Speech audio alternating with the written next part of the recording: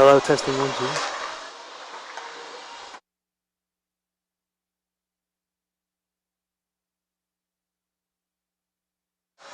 Testing 1, 2.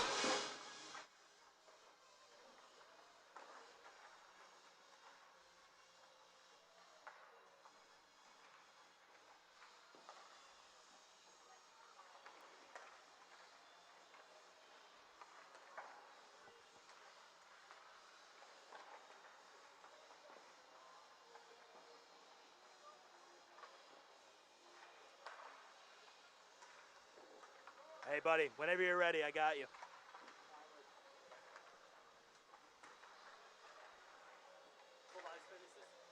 What's up? Yeah, just let me know when you're ready. I'm going.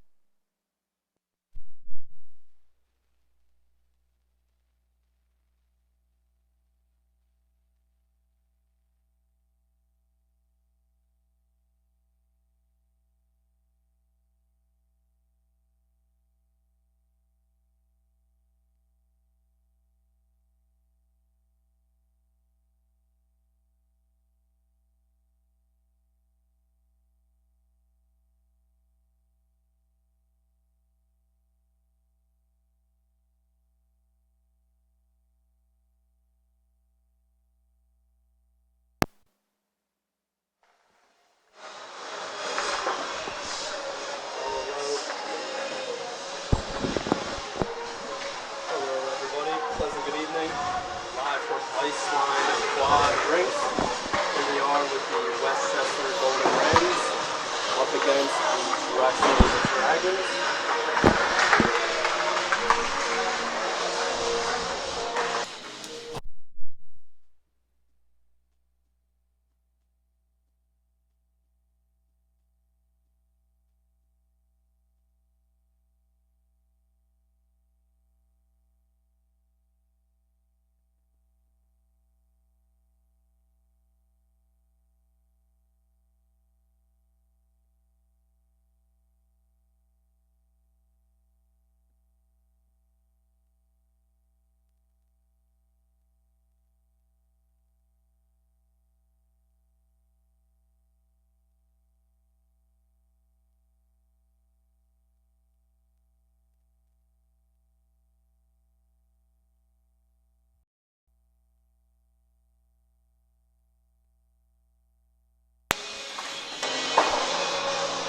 Alright everybody, sorry about that. Just experiencing some technical difficulties. Just hang tight with us as Testing 1, 2. feel like. Can you hear me? Gonna figure this out, and we'll be back shortly.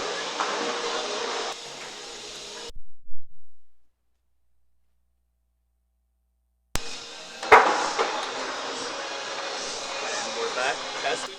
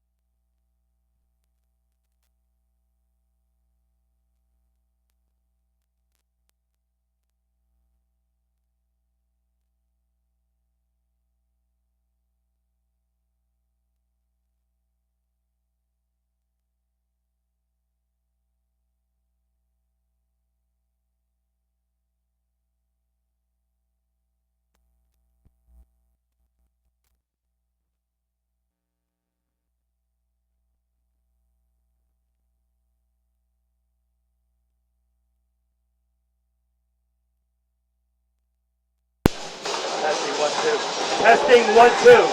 Testing 1 2. Testing 1 2.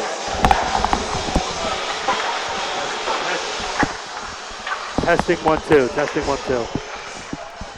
Can you hear me? Can you hear? Yeah, I can hear. Yep.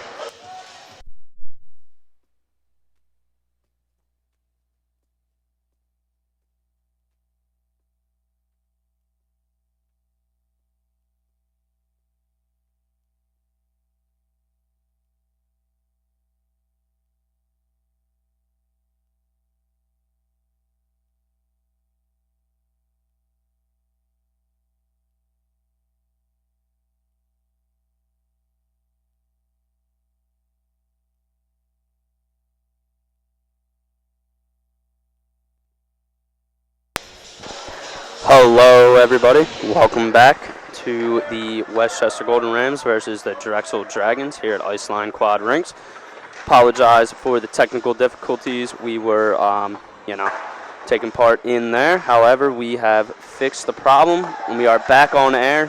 Thank you, Connor. I don't get paid enough to do this stuff. I really don't get paid enough. Well, you did a great job and made it possible for us to be here tonight to broadcast this game. And Connor, against two pretty good clubs in this division, respectively. We got the Drexel Dragons, currently sitting in second place behind the Navy, a good Navy team, and then we have the Westchester Golden Rams in third place. So we definitely should buckle up tonight, and we're going to be in for a treat. Yeah, it's going to be a good game. It really is. You got two teams, both high records. Westchester coming in with a 10-1 record, and it's going to be a tough game for them. They got one player suspended, and it's they played an easy team last week, so it's going to be an interesting game tonight. And speaking of that easy game Westchester played last week was against Duquesne University, as they put a good whooping on Duquesne, 10-1. And the Golden Rams right now have a 15-6 record, and as Connor alluded to, a 10-2 record here at home. 5-4 on the road. On the other side, the Drexel Dragons looking just as hot as the Westchester Golden Rams, if not more, as they have a 17-2, 2 wins in overtime or shootout, and 3 wins in an overtime or shootout, or 3 losses, excuse me. So they're coming in with a home record of 8-0-1 and a pretty good road record away from home. Yep. At 9-2-2-2. So they're definitely not a team to take lightly, and Westchester has a good test in front of them here. Well, you got a lot of guys on the other team that can put up a lot of points. You know, you look at the stat sheet for this Drexel team, they got guys with 5 guys over 25 points. You know, it's a plethora of offensive weapons that can come right at you. So, you know, defensively, they got to be ready for it. You know, guys like Cleary had a big game last game. You know, he had 3 points. And, you know, you got to look for defensively. Guys like Ryan Boat, defensive center, to step up and you know, and play defensively well against this good offensive team. And most definitely, as this game will not be won if you're going to try to outscore this team. As you know, Connor said there, plenty of players over the 20-point plateau. Not much the story for Westchester coming in, as they only have 2 guys above the 20-point plateau, and that's Tiernan Senegan with 27 points, 12 goals, 15 assists, and Jake Horacek with 29 points, which is 14 goals and 15 assists. And as you look on the flip side, Connor, you see you got Kyle Weller for Drexel with 30 points. You got Pat McGinley, 29 points. Aaron Carmichael, 27. Zane Reynolds, 26. And Jim Schickling, Springfield native, with 24 points. So this team can bring the offense, and they can bring the defense as well. So Westchester's definitely going to have to make sure that they play tight defensively, but take advantage of their opportunities when they can on the offensive zone. Yes, I mean, listen, it's going to be a tough matchup, and they still got, you know, you coming off a dominant 10-1 lead. Can they build off that? We'll see. I mean, like I said, they brought in 2 new guys. One of the guys I know, I play with, Alex Pelletier. He's a big guy compared to Casey Santanella. We saw him against Penn State, a small, quick, Very true. Electrified player. Alex Pelletier is different. He's a big guy. He's physical. He's got some skill to him. He's got a nice shot, but, you know, that's a great addition to this Rams team. Also, you know, you got also brought in, Andrew Bean, who got he got a hat trick last game. That's a big offensive scoring, and any score you can get with the stretch down to the playoffs, it's huge for this team. So to bring in 2 guys like that is huge. It really is. Most definitely, and this Westchester Golden Rams strong defense is now, Connor said, added to with those 2 additions, and Bean gives them a little offensive production. 3 goals last game against a not great Duquesne team, but now he has the opportunity to put up some offensive stats here against a very good Drexel team, and they're going to be hungry. The 9-2 record on the road, they're going to come out. They're going to look to get on Westchester early, and Westchester's going to have to look to counter that. But as we mentioned, have to be very smart defensively, because they got guys that can put the puck in the net as well as distribute it quite well, and it ends up in the back of the net most of the time. So Westchester coming in at home, have a long home stand as well coming up. We'll get to those games as they come in the near future. However, Westchester, Drexel, coming up next here on 91.7 WCUR. I'm Mark Rogers. Alongside Connor Gabe. And we will be right back. Thanks for tuning in.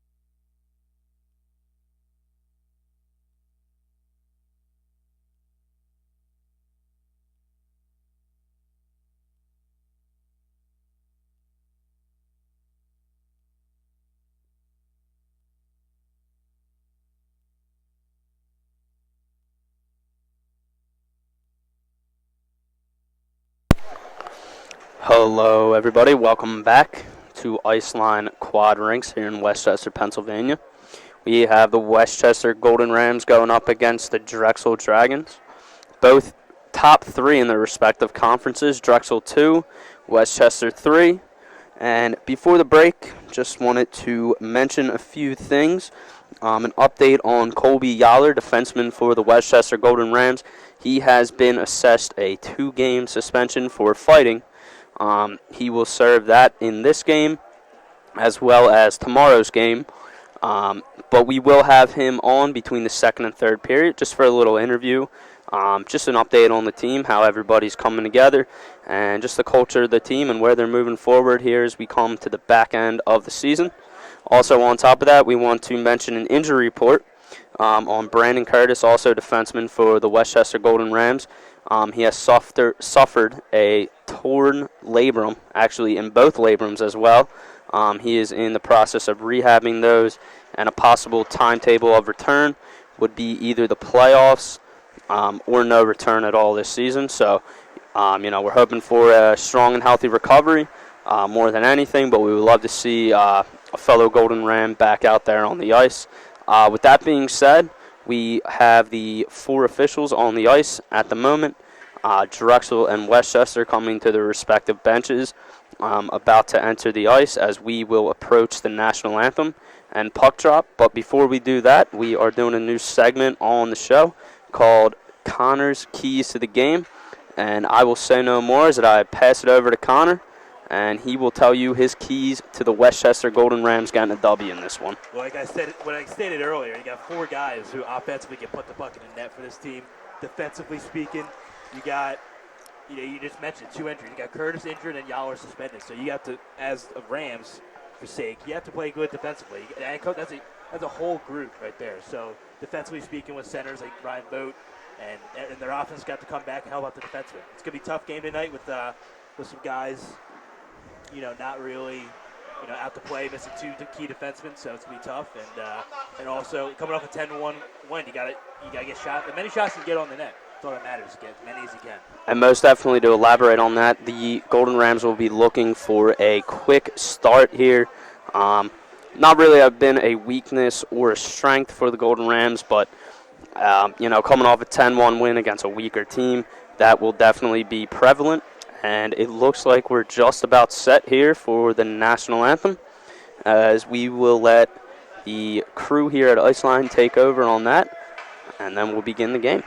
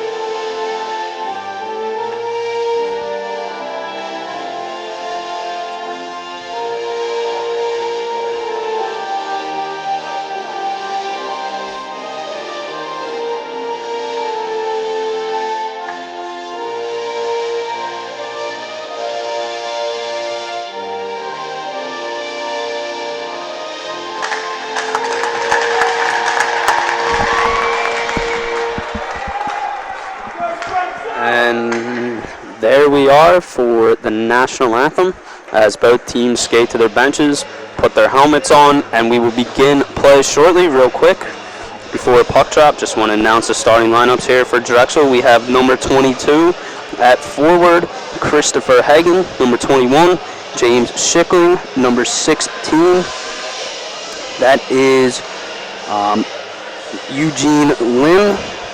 Number 8, Aaron Carmichael. And number 6, Chris DiCarlo. And in net, we have number 35, Jeremy Wick. Wick comes in with a 14-5 and 2 overtime losses, and Drexel will be wearing their road blues. On the other side, we have the Westchester Golden Rams in their alternate yellows. And we have number 6, Tiernan Sennigan, number 21, Mike Rorty, number 22, Jacob Horacek, number 16, Brian Lane, and number 9, Tyler Johnson. And in net, we have Brendan Colgan with a 7-3 record as we drop the puck, and Drexel dumps it deep down into Westchester's zone. Westchester gets on the puck quickly. Sennigan flips it out the center. That's fielded by Drexel's defenseman and dumped down deep into the corner. Westchester gets to the puck, throws it up the wall. Sennigan can't handle that pass. Comes up to Drexel's defense. Urbani gets it deep. Now Lane's on the puck. Lane throws it up to Horacek. He tips it out. Great pass off to Sennigan. Sennigan moves up with speed around Urbani. Sennigan throws it in. 5-hole, and Wick comes up with a big save as now Drexel regains possession and they move out. Move up the ice, throws it towards center. Sennigan intercepts that, shoots it down in their zone. Colgan now plays it up to Sennigan. Sennigan gains the line and gets it deep. Drexel's in on it, but hard into the boards. Westchester pressures. Now Westchester gains possession. Westchester comes out in front. Big shot. That's stopped by Drexel's goalkeeper, Jeremy Wick, and now Drexel moves up the rink. And the pass goes wide, but Drexel gets on it, coming down the left wing. And the puck's tangled up there, and now Westchester comes out with it. Flick gains control and throws it up. And now McElroy's in on the attack. Drexel gets it, though, with a sloppy pass off his skates. And now here comes Kevin Cleary, down the right wing, streaking, throws a pass behind his back, and that's intercepted by Drexel. Now moving back up the rink, Drexel throws it across, gets it deep, and Colgan fields it.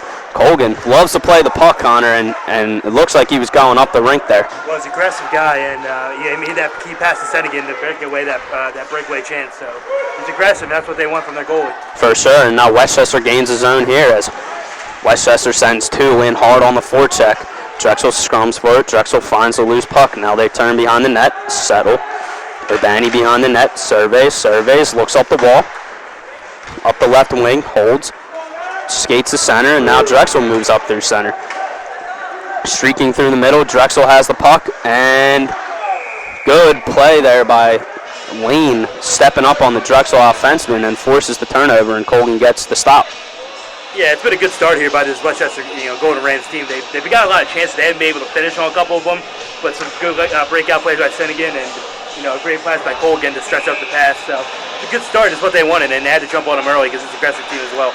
Most definitely, and now here comes the draw to the left of Colgan, and Westchester, Mike Rorty wins that back, and now Westchester shoots it down the length of the ice, and no icing as it's waved off as the Drexel defender thought that was, and he disagrees with the official, and he lets him know. But now Westchester gains control on the right wing. Now they scrum for it. Great pass. Shot, Westchester, Samedi shoots wide, comes out to Sennigan, pops out. Sennigan gains possession, throws it up, and the puck comes out the zone. Now Cleary has the puck. Cleary to Samedi. Samedi gets it deep. And now Drexel is sitting back a little bit, and now here comes Westchester in on the forecheck, and they gain control. Sennigan wraps it around the net. Now Drexel steps up on it. Urbani gets it, throws it up the wall, and now Drexel throws it towards the center. That's picked off. Comes back down to Urbani. Urbani now gains control, gains the line, and holds, and that hits a Westchester skate. Mike Rorty, that looked like, and now Rorty passes it ahead to Sennigan. Sennigan tips it in deep. Drexel gains control. Now Drexel surveys, looks. Drexel gains center, and that's cut off now. Great play by Mike O'Brien. Hard fought there, but now Drexel regains possession, and they dump it deep. No icing. Now in on the puck is Lane drops it to O'Brien. O'Brien now comes behind the net. He has someone right in his face, and he sidesteps him. Almost takes a big hit there. And Drexel now gets it at their point on the left wing. Shoots. Rebound. Colgan covers. It's a high, fast, fast and back and forth game. You gotta get ready if you're this team. They're coming at them fast, and they're getting their chances. They really are. So it's a good start here for the Golden Rams, but you got to be ready to, watch these stretch passes by Drexel get up the ice because they got the guys who can get up there. Most definitely, and Drexel is displaying their offensive manpower quite early as they get a few quick shots here on Colgan and now win the faceoff. But now the Golden Rams get through and they break up that pass to the point. Now it's along the left wing boards, and now Brian Vogt comes out for it for Westchester. Over to Mike Crowley. Crowley throws it up. Great tip pass for McElroy in deep. No icing, and now Drexel's in on it. Drexel's defender wipes out behind the net hard, and now that sets up an opportunity for Westchester to gain control of the puck. McElroy behind, pinned up against the wall, throws it across the Flick. Flick picks it up. Flick back to McElroy. McElroy works up the wall. Now he's covered by two Drexel defenders, and now they gain control.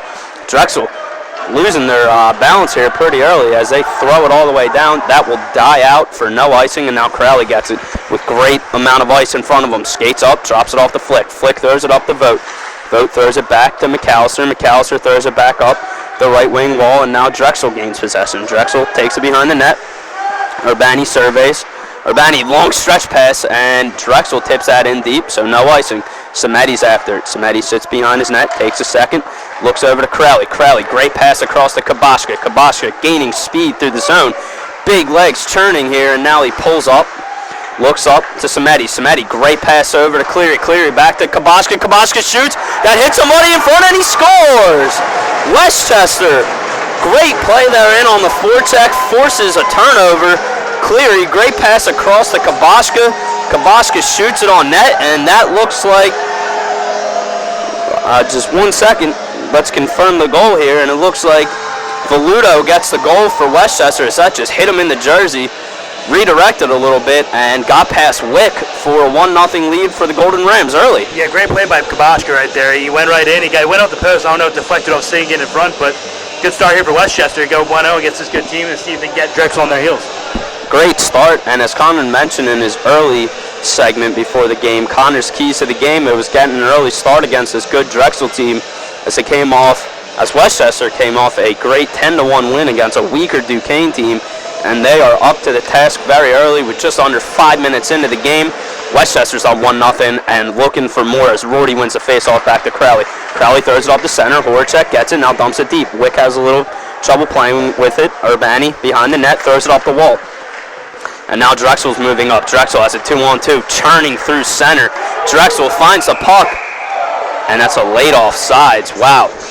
Drexel fans not too happy with that call, as you may have heard. And offsides, and now we get a little extracurriculars after the whistle. But quick transition there, Connor, as we spoke about, and Drexel almost made him pay. Yeah, it was a great step up there by the Westchester defenseman. I don't know if it was offsides, or like you said, it was a late whistle, but it was a good play by this defenseman. They have to stay aggressive. This is a good team. You got to step up. You got to step up. Most definitely, and that was Urbani for Drexel, finding the backside man for Drexel as well. Number 5, Nick Katrasta. Good play there, and a late offsides now results in a face-off shot back into the zone by Drexel, and McAllister now throws that blindly. Castro throws it in front, and Westchester gets on the open puck, and now Senegan moves through center. Great pass up to Rorty, and Rorty just taps it in deep, and now the Golden Rams go to work. Rorty, big hit on the first player, and jars that puck free as it comes back to center for Westchester. Westchester gets it deep, and there's Pelletier. Pelletier, excuse me, my pronunciation, for the newest Rams addition along with Bean, and he gets that deep as now the Golden Rams set up in their zone. And Lane surveys. Lane just throws a pass right in the center, and that's easily read by Drexel. So that's picked off and wrong around the boards to the other side, and now Drexel scrums for the puck, comes to the point, and now they throw it down the left wing. Aiden Smith gets on it. Smith chips it ahead, but Drexel reads that, intercepts it, and gets it deep. Now the Golden Rams set back up. Golden Rams throw it up ahead. Mike O'Brien surging through center, and Drexel just gets a stick on that. And now it deflects all the way back into the zone. Now Lane throws it up the boards. Hard pass up the boards. Off O'Brien's skate, shoots to the center, but now the Golden Rams gains possession as they flutter the puck up the center, and now Drexel has it. Drexel comes back into their zone. shortly, but now gains center. Dumps it deep, and that gets picked off by Golden Rams. Golden Rams now have the puck. Throws it across. Bad pass. Lane steps up. Great play. Now McElroy in on it. Forces a bad play. Now Vogt gains his own. Vogt, McElroy in on a 2-on-2. Drexel steps up quickly and puts an end to that. But now the puck's in the zone. And now here comes Flick. Flick, a little dipsy doodle. Flick shoots, and that's blocked. What a play, though. Flick comes out of the scrum with the puck. No one knew where he was, and almost had himself a walk-in goal, as now the Golden Rams go back to work. Vogt to McElroy. McElroy off his skate, and that's intercepted by Drexel. Now to Cleary. Cleary comes slightly back into the Golden Rams zone. Now throws a pass ahead, and that's deep. And that's icing. As Cleary looked like he was looking for the backside cutter there in Leo Flick, and just was not able to catch up to that icing. What I love about Alex Pelletier's game, like I said before in the pregame, he's such a big guy, but he has the skill as well. They haven't played defense, which I was kind of thrown off by. But listen, he's a good player. He's a great addition along with Bean. He's got two guys you make a great playoff run with, and that's really going to help this team's chances. Most definitely, and as we mentioned in the pregame show, Pelletier and Bean, both late additions for the Golden Rams here in the second semester, and they look to be powerful ones as the Golden Rams move into the latter part of their season and look to make a playoff run. But back to the action, Drexel now gains his own in Westchester's zone and throws it in front, and that's picked off by big defenseman Max McAllister. Now it's 2-on-2 back the other way. Toledo holds it. Toledo flutters it and now throws a little backhand pass into the zone. Comes back out to Toledo. Toledo now throws it in front, and Kabashka's on the puck. Kabashka swarming the Drexel defenseman, making them throw the puck up the boards. And now Crowley's there. Crowley throws it deep. And now the Golden Rams lose possession, and Drexel moves back. Sorry about that. Having a little bit of a coughing problem there. Oh boy. Yep, water.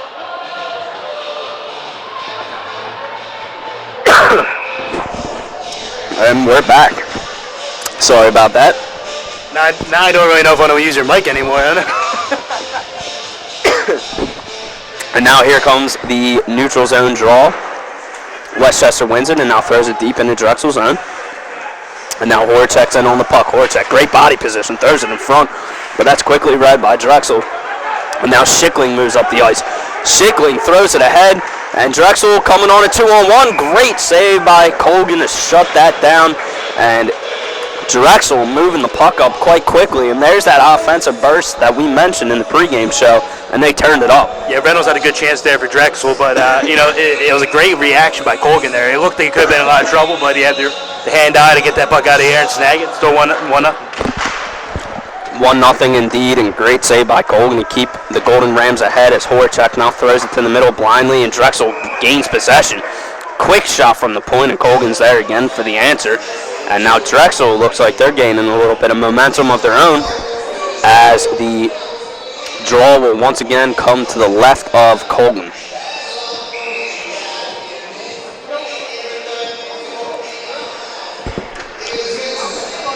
And here comes the draw, and now Drexel wins it. Schickling has it. Schickling looks at the point and then fakes. Throws it wide, and now Drexel's in on the puck. Drexel throws it down deep, and Lane swarms the Drexel offenseman. Now throws the puck up the wall, but now that's cut off by the Drexel defense at the point. Throws it in. Great save by Colgan. Steered to the corner, and Lane hops on that. Throws it up to Flick. Flick chips it in deep. Votes in on the forecheck. And now here comes the captain for Drexel, as he throws it up over to his teammate, and now Westchester's in on that. Westchester just pouncing on the Drexel defense. Great forecheck here early, really getting some energy going, and they force a turnover as now it comes out to the neutral zone, and that is slapped in hard by Pelletier, and we have a whistle for the puck going out of play. Yeah, Pelletier almost had dumped it right in there. But listen, they're still getting those chances going, and I'm liking the pace so far by this Golden Rams team. They've had a little bit of a layoff since that 10-1 win. They got a week to compete for this team, and I think they've answered the bell. Most definitely, and now here the draw comes at center ice as Drexel wins that. They throw it ahead, and now there's a puck in Kevin Cleary's skates as that's worked free by Mike O'Brien. Mike O'Brien throws it back to Cleary. Cleary surveys. He looks, throws it to his deep partner, Derek Samedi. Samedi steps up, there's a little chip pass in, and now the Golden Rams go to work in the offensive zone. The Golden Rams come behind the net, cut quick behind, and O'Brien gets on that, comes and supports the teammate, and now throws it up to Samedi, and Samedi just misses that pass as it goes all the way down into the Golden Rams zone. Colgan's out of his net. He throws a blind pass up the ring, and Drexel shoots, and that's in the blue paint, and it's a goal. Drexel pouncing on Brendan Colgan, the goaltender, for Westchester's mistake as he throws it up the wall. Drexel finds the loose puck, finds the open man in front, and we're all tied up at 1 here at Iceline. Well, listen, I spoke too soon. It was a sloppy play, and it's not the type of goals you want to give up to this team because they'll make you pay. So it was a good start, but that last exchange right there really hurt them. And it looks like Aaron Carmichael of the Drexel Dragons has the goal for them there, and that puts Carmichael now still in third place in points for Drexel, but now at 28 and inching closer to teammate Patrick McGinley. And now we have a meeting here with the referees at the Westchester bench, as Westchester looks like they disagree with that goal and they want a word with the officials. So we are standing by to see what the call is going to be on that. Westchester University is full of amazing athletes and sports teams. Only a pace of the latest news, scores, schedules of each team and every one of them. WCUPA GoldenRams.com is the site for all things WCU athletics. Check it out. Once again, that's WCUPA GoldenRams.com. And thank you for that PSA from Connor Gabe, WCU Athletics. And it looks like after all the talking, the score will stand at 1-1. And Drexel now has gained a little bit of momentum, and we look for that offensive burst that we've been talking about earlier in the game, Connor. And hopefully the Golden Rams have an answer as Carmichael gets pulled down there on the faceoff. No call. Golden Rams got lucky there as now Cleary has the puck. Cleary throws it in front, and now taken away by Drexel. And Drexel, great read of the puck, but now Kabashka for the Golden Rams works it back up. He dumps it deep and gets to work. Fends off one defender. Carmichael steps up on Kabashka. He throws it up now, and they fend. And now here comes Drexel. Eugene Lim in on the breakaway. Shoots high and wide. Just misses the net. Prime scoring opportunity there for Drexel off a sloppy mistake for the Golden Rams, and now they go to work down deep in the zone. Carmichael finds a loose puck. Great shot. Colgan saves. Eugene Lim shoots high and wide for Drexel, and wow, the Golden Rams catch a break there as Lim's shot goes high and wide. Didn't touch any Westchester player, we don't think, and that face-off is going to come out of the zone. Well, another poor passing play by the Rams defense. They started off hot, but this last couple of minutes really been a struggle. They need to clean this up because, like I said, this team can jump on you fast. They got a lot of guys who put the puck in the net, and they got lucky that they didn't go in. And they look a little bit rattled here. I don't want to say a lot. Quick goal there, little momentum on Drexel's side, but as Connor said, they need to clean it up quickly, and they do now. Sennigan works out of the zone. He has a one-on-one and a great back check by Drexel's defense. Turns it into 102, and Sennigan going for the loose puck in front, and now he is hounded by 3 Drexel Dragons, as now it looks like another Golden Ram comes in there for his defense, and wow, that looked like the Golden Rams were hopping back up 2-1 very quickly, as Sennigan had a beautiful opportunity with a rebound popping right out in front, but the defense of the Drexel Dragons swarms quickly and puts an end to that opportunity. They're getting their chances. Just back and forth here. Then this next 3-4 minutes is going to be important here for the Golden Rams. They got to clamp down and try and re-tilt the ice back in their favor. So let's see if they get some shots here, get some chances.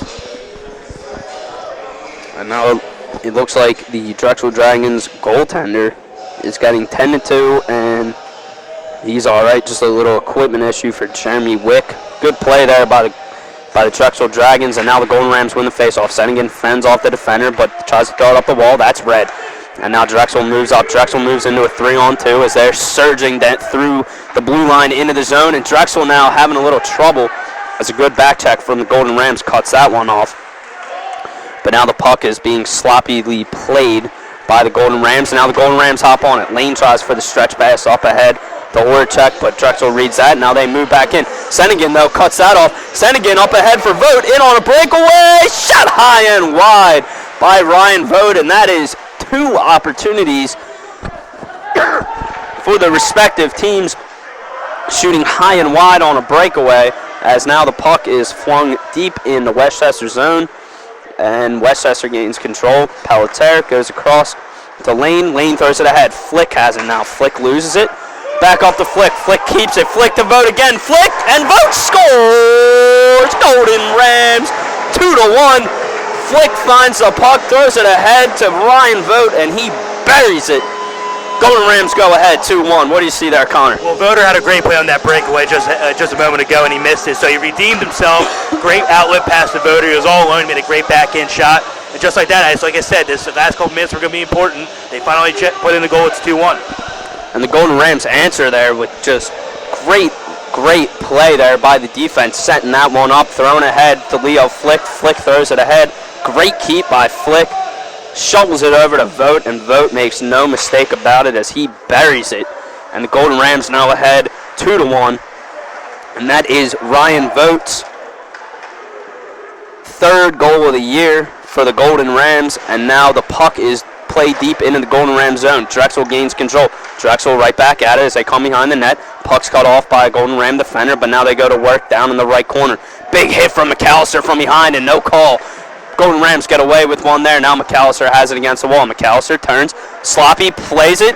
Loses it. Great block by Mike Crowley as that comes back up to the point for Drexel. That's played wide. And now the Golden Rams have a penalty coming up against them. Max McAllister with the penalty. And he got away with the first one, but didn't get away with the second one as the official catches him there. And now Drexel, with a very hot power play, has an opportunity to tie this game up. Well, yeah, I was just about to say, that first one he got away with, I thought it was a little closer. The second one was obvious, and the official's looking right at him.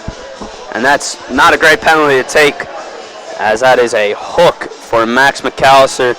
And now, this hot Drexel Dragons power play goes up a pretty good Golden Rams power play, as the Drexel Dragons power play is 30%. As the Golden Rams have an 86% penalty kill rate. So this is going to be a good test here for both teams, who are both pretty strong on their respective ends of the special teams. Puck's cleared deep down by the Golden Rams, and now Church Vara for the Drexel Dragons. The captain works through center. He slices and dices. He comes to the right wing and now plays it far behind the net. Golden Rams pick that one off, but now the Drexel Dragons send two to the puck. Drexel comes out with the puck back to Church Vara. Church Vara looks over to a Drexel defenseman. He gets it deep, and now James Schickling plays the puck down on the left wing. Plays it to a defenseman. Back to Church Vara. Church Vara fakes the shot to Carmichael. Carmichael walks the circle. Back to Church Vara. A little miscommunication, and now Church Vara throws it away to Vogt. And Vogt throws it back in his zone. Should have just got it deep, but now Vogt steps up on that one and makes no mistake about it as he gets it deep. And now Church Vara is in on it behind the net. Drexel Dragons set up. The captain looks far. Captain throws the pass up. That can't be handled by Drexel. And now Senegan and Horchek come in on a 2-on-1. Great play by Church Vara. He cuts that one off, but Senegan fighting hard as he gets the puck back and almost Spinorama buries that. And now here comes Drexel. Drexel moves up the rink quickly. That pass can't be handled. The Golden Rams get on that, and they get it deep. Now in on it is number 22. For the Drexel Dragons, Christopher Hagen. Hagen drops it back, as now Drexel works it through the center. Urbani throws it ahead to Zane Reynolds. Reynolds throws it in the center. Oh, great save from point-blank range on Patrick McGinley, the second point getter for the Drexel Dragons. Yeah, there's a great PK here by the Golden Rams. Brian Voter stepped up really well for them, and Senegan had a couple chances by himself down low. And they're getting the puck out. That's the most important thing. They're playing really well and really aggressive. And that they are, as it looks like Drexel just cannot get set up as Kabashka at center ice. Plays that deep, but it gets picked off. Now Drexel moves up the zone. Drexel throws it across. That puck's batted down by Drexel. Drexel finds it high from the Drexel defenseman, and they score off the tip. Wow. That is a stunner, as Drexel takes a shot from the point, number 12, Brett Coleman, and it looks like that was tipped by number 17, Kyle Weller, and they're the leading point getter on Drexel's club. And wow, now it is 2-2 as everyone in here is stunned, including us, as that was a wonderful tip and looked like it didn't have a great shot to go in. Well, it looked like it just, it was about to end, but it was a good deflection there by Weller, and right now we're tied at 2-2. This could be a back-and-forth game. It looks like they're setting the pace right now.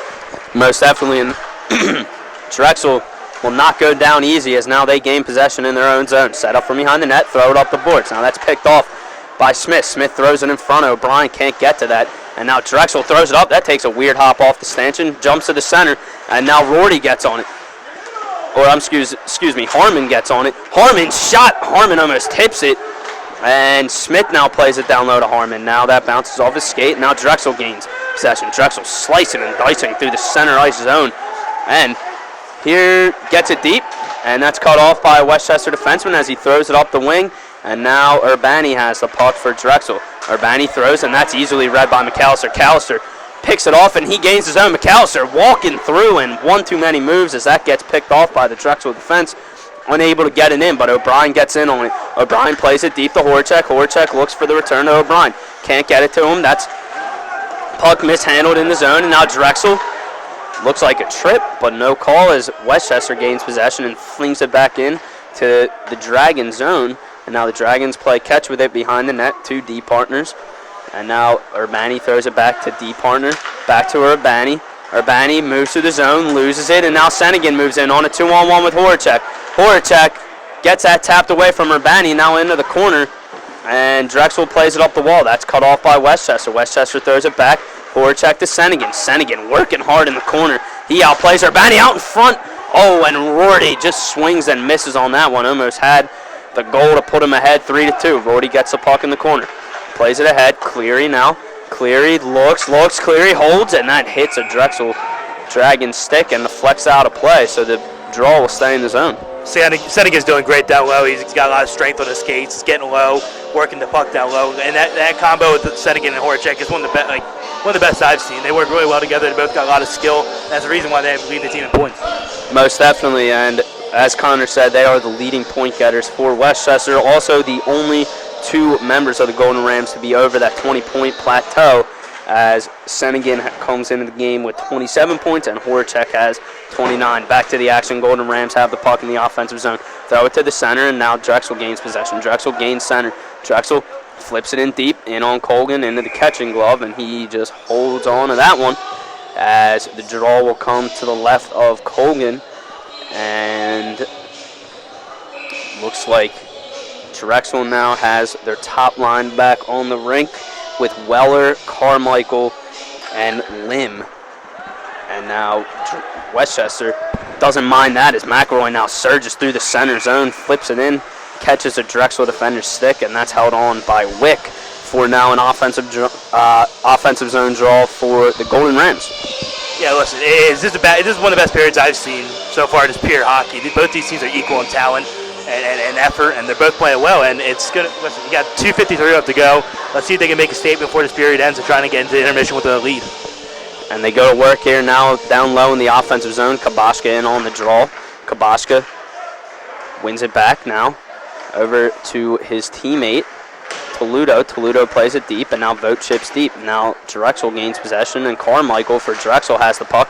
He pulls up. 2 Golden Rams go past him, but now here comes Voluto on a breakaway, and the official calls it offsides. That might be a little bit of a makeup call for the earlier one that was a pretty late call at offsides, and unable to capitalize on that prime opportunity, the Golden Rams, as I was called offsides. But now here comes Drexel. Drexel gains possession. Drexel plays it through center. Now big hit laid on by the Golden Rams, and now Drexel brings it back in their zone and now throws it ahead. Tip pass, not too deep in the zone as Lane picks that off. Lane throws it to Pelletier. Pelletier throws it in front, and now that's picked off by Drexel, kept in. Now comes to Churchvana. Churchvana fakes the shot, and that's tipped again by Weller, and that almost made it 3-2, and now Drexel keeps possession in the zone. Drexel goes back to work, throws it ahead. Churchvana gets it on the point. Churchvana rips on the point. That's blocked, and now Lane gains possession. This is a defenseman stepping up on the play.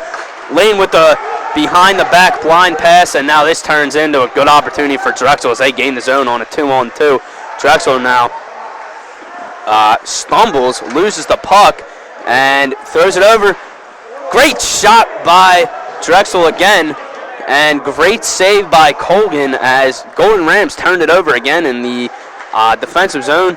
Drexel makes no mistake about those as they pounce on them and almost come up with a goal to put them ahead 3-2, but now big hit almost by Senegan into the defensive zone. And now Kabaska gains the puck at center, gets it deep. Wick comes out from behind. Wick plays it. Urbani sees a Westchester Golden Ram, throws it back behind to his deep partner. Now back up to Urbani. Urbani gains the zone. Urbani throws it deep. That's picked off by Crowley. Crowley up to Rorty. Rorty throws it back to Lane. Lane throws it up, and that's picked off by Drexel as we approach the last minute here in the first period. 2-2 Golden Rams and Drexel Dragons. Thrown up ahead to Horacek. Horacek gets it deep. Urbani flags it down, and now he finds a teammate up the ice. He gains the blue line, and he just gets it deep as he has no help with him. And now the Golden Rams throw it blindly up the wall. Churchvana hops on that. He gets it deep, and now the Drexel Dragons go to work down deep in the zone. Puck pinned up against the boards. No one can find a hold on it as now it's 3 Drexel Dragons, 3 Golden Rams, and the Drexel Dragons come out with it. Dragons turn, shoot, blocked. Senegan doing it all, hitting, blocking, making offensive plays, and that gets batted out to center as Urbani gains his own, throws it in deep. Colgan stops that, and now the Golden Rams set up from behind. Surveys Samedi, looks up. Samedi chips it ahead. Cleary now chips that ahead, but not deep enough as the period comes to an end. And Golden Rams, Dragons, 2-2 after 1, and wow, what a heck of a period. Offensive firepower on both sides, and looking forward to more here in the second as well as the third. Yeah, back and forth. It's been a great first period. I'm expecting the same thing out of the second and third. Listen, I thought the first period went well. Offensive for the Golden Rams. Guys like Senegan and Horchek really stepped up making plays, and same thing for Drexel offensively. There's 2 offensive juggernauts going at it right now, and the score says it's 2-2. And after 1, we do have a score of 2-2, and Drexel is out shooting Westchester 9-5. And as we said, Drexel is a high-powered offensive team. They showed that early, and more so, Connor, they showed that early with the mistakes that Westchester made, and Drexel hopped on them pretty quick and got a goal out of it, and that's why we sit here at 2-2. It could be looking like a 2-1, 2-0 game, but Westchester definitely has to clean up the defensive zone turnovers if they want to have a shot at winning this game. No, they do. It's going to be a good intermission, and the coach adjustments is going to be the key. When you got 2 teams like this who are that even with talent and skill, and it's going to take adjustments and willpower and see if this team can will it out. Golden Rams been good at home. We'll see if they can turn it up on this second and third period. Most definitely, and as we mentioned, the key to this game was to come out, get a good start against this good Drexel Dragons team as they came off a 10-1 win against Duquesne. And, I mean, they haven't looked terrible. They haven't looked that great, however, on the flip side with the defensive zone turnovers. So as we go to break, we look for the Golden Rams to hop out to that quick lead and cut down on the defensive turnovers. We'll be right back here on 91.7 WCUR.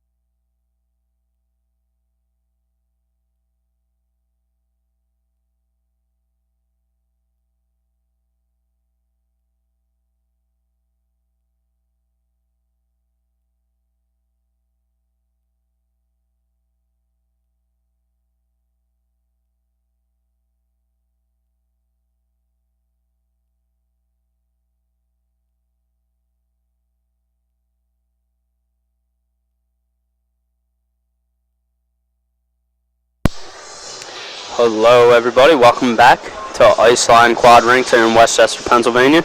At the end of one, we have the Drexel Dragons at 2 and the Westchester Golden Rams with 2 as well. Drexel out shooting the Golden Rams 9-5. However, if you watch the game, you wouldn't necessarily get that, as the Golden Rams and the Drexel Dragons were trading opportunities and scoring opportunities for that for most of the period. Westchester had some great stints in the Drexel zone, as vice versa, as Drexel was really moving the puck in the Westchester zone. But the main focus that we really went into the period with was the defensive zone turnovers for Westchester, and that's something for me, Connor, that I definitely think that they need to clean up. As this Drexel team, even in the neutral zone, we saw a few spurts of it. They get the puck, they find that backside guy, and they get going, and they turn a lot of plays into 3-on-2s, 2-on-1s, just in that first period. So definitely I think the Golden Rams should clean that up. And like I said, you're not going to win a shootout with this team, as they have 5 guys above the 20-point plateau and well over the 20-point plateau. Some guys even in 30 points, and that's Kyle Weller, and he got a great tip in off a pretty costly turnover from the Golden Rams to tie this game up. So, Connor, what are you seeing? What would you like to see in the second period, and how do you think this game's going? Well, one thing I'd like to look at, especially with this team, is taking advantage of these chances and getting more shots. If you look at the board here, they're losing shots 9-5, and they got 2 goals. So you got, on 5 shots, you got 2 goals. I like those chances. So you got to take advantage of these opportunities in front of the net. We've got maybe 5 to 6 on-man rushes. You got to take advantage of it. You got to get shots off, and 3 of those on-man rushes where you muffled the puck, you didn't even get a shot off. So I like to see them take advantage of these chances. And alluding to defensively speaking, you got to give up on-man rushes. You give them maybe 3 or 4. Colgan bailed you out on a couple. So it's just about cleaning everything up. I thought they played a pretty well first period. And there's spurts where they played very well, and there's spurts where they didn't play too well. So it's about keeping that consistency and playing, in your game and doing the best you can. Most definitely. And the 5 shots on Jeremy Wick with 2 goals allowed is not really like Wick, as Wick comes into this season with a 2.42 goals against average. So he's just about at his average for the season through the first period with 2 goals given up on 5 shots. So, the Golden Rams definitely, I'm sure Coach Wolf in the intermission was elaborating on more shots, and a save percentage for Wick is .913.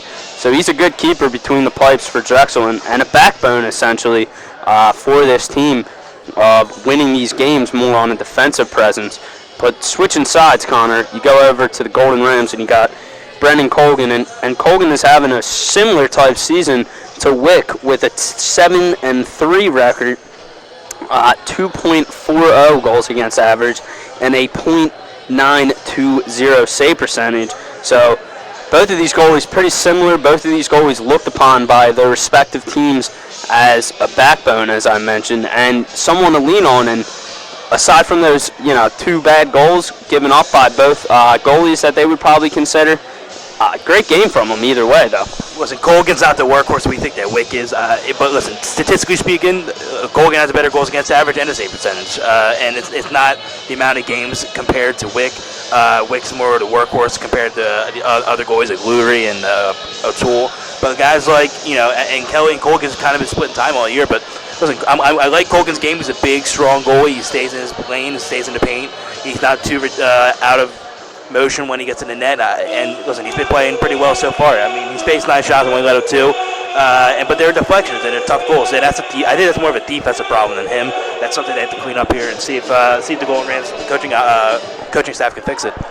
Most definitely. And John Kelly, the backup for the Golden Rams, comes into this game with a 6-3 record, 2.89 goals against, and a .908 save percentage. So the Golden Rams have more of a reliable tandem, if you will, with a 1-2 punch of goaltending.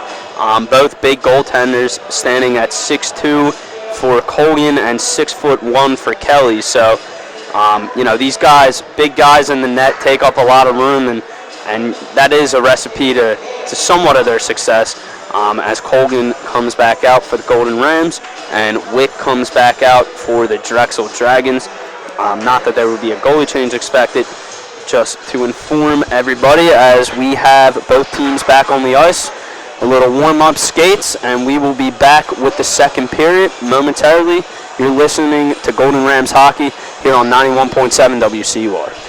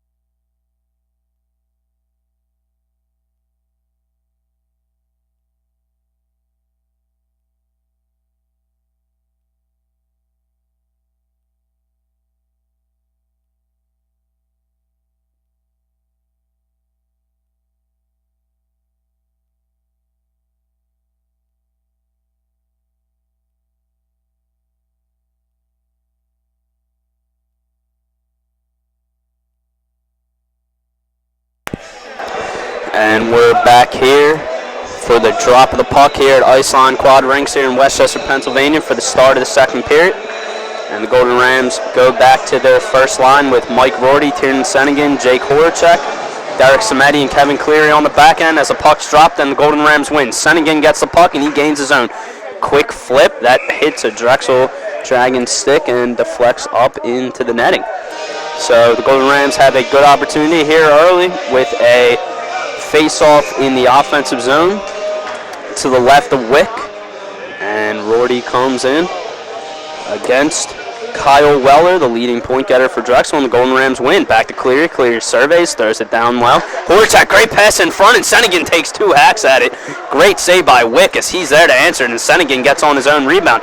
Sennigan's now swarmed by two Drexel defenders.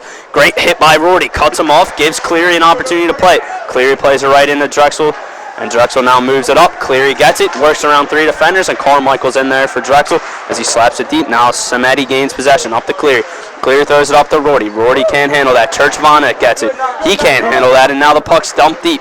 Rorty plays it back to Horacek. Horacek swarmed by Churchvana.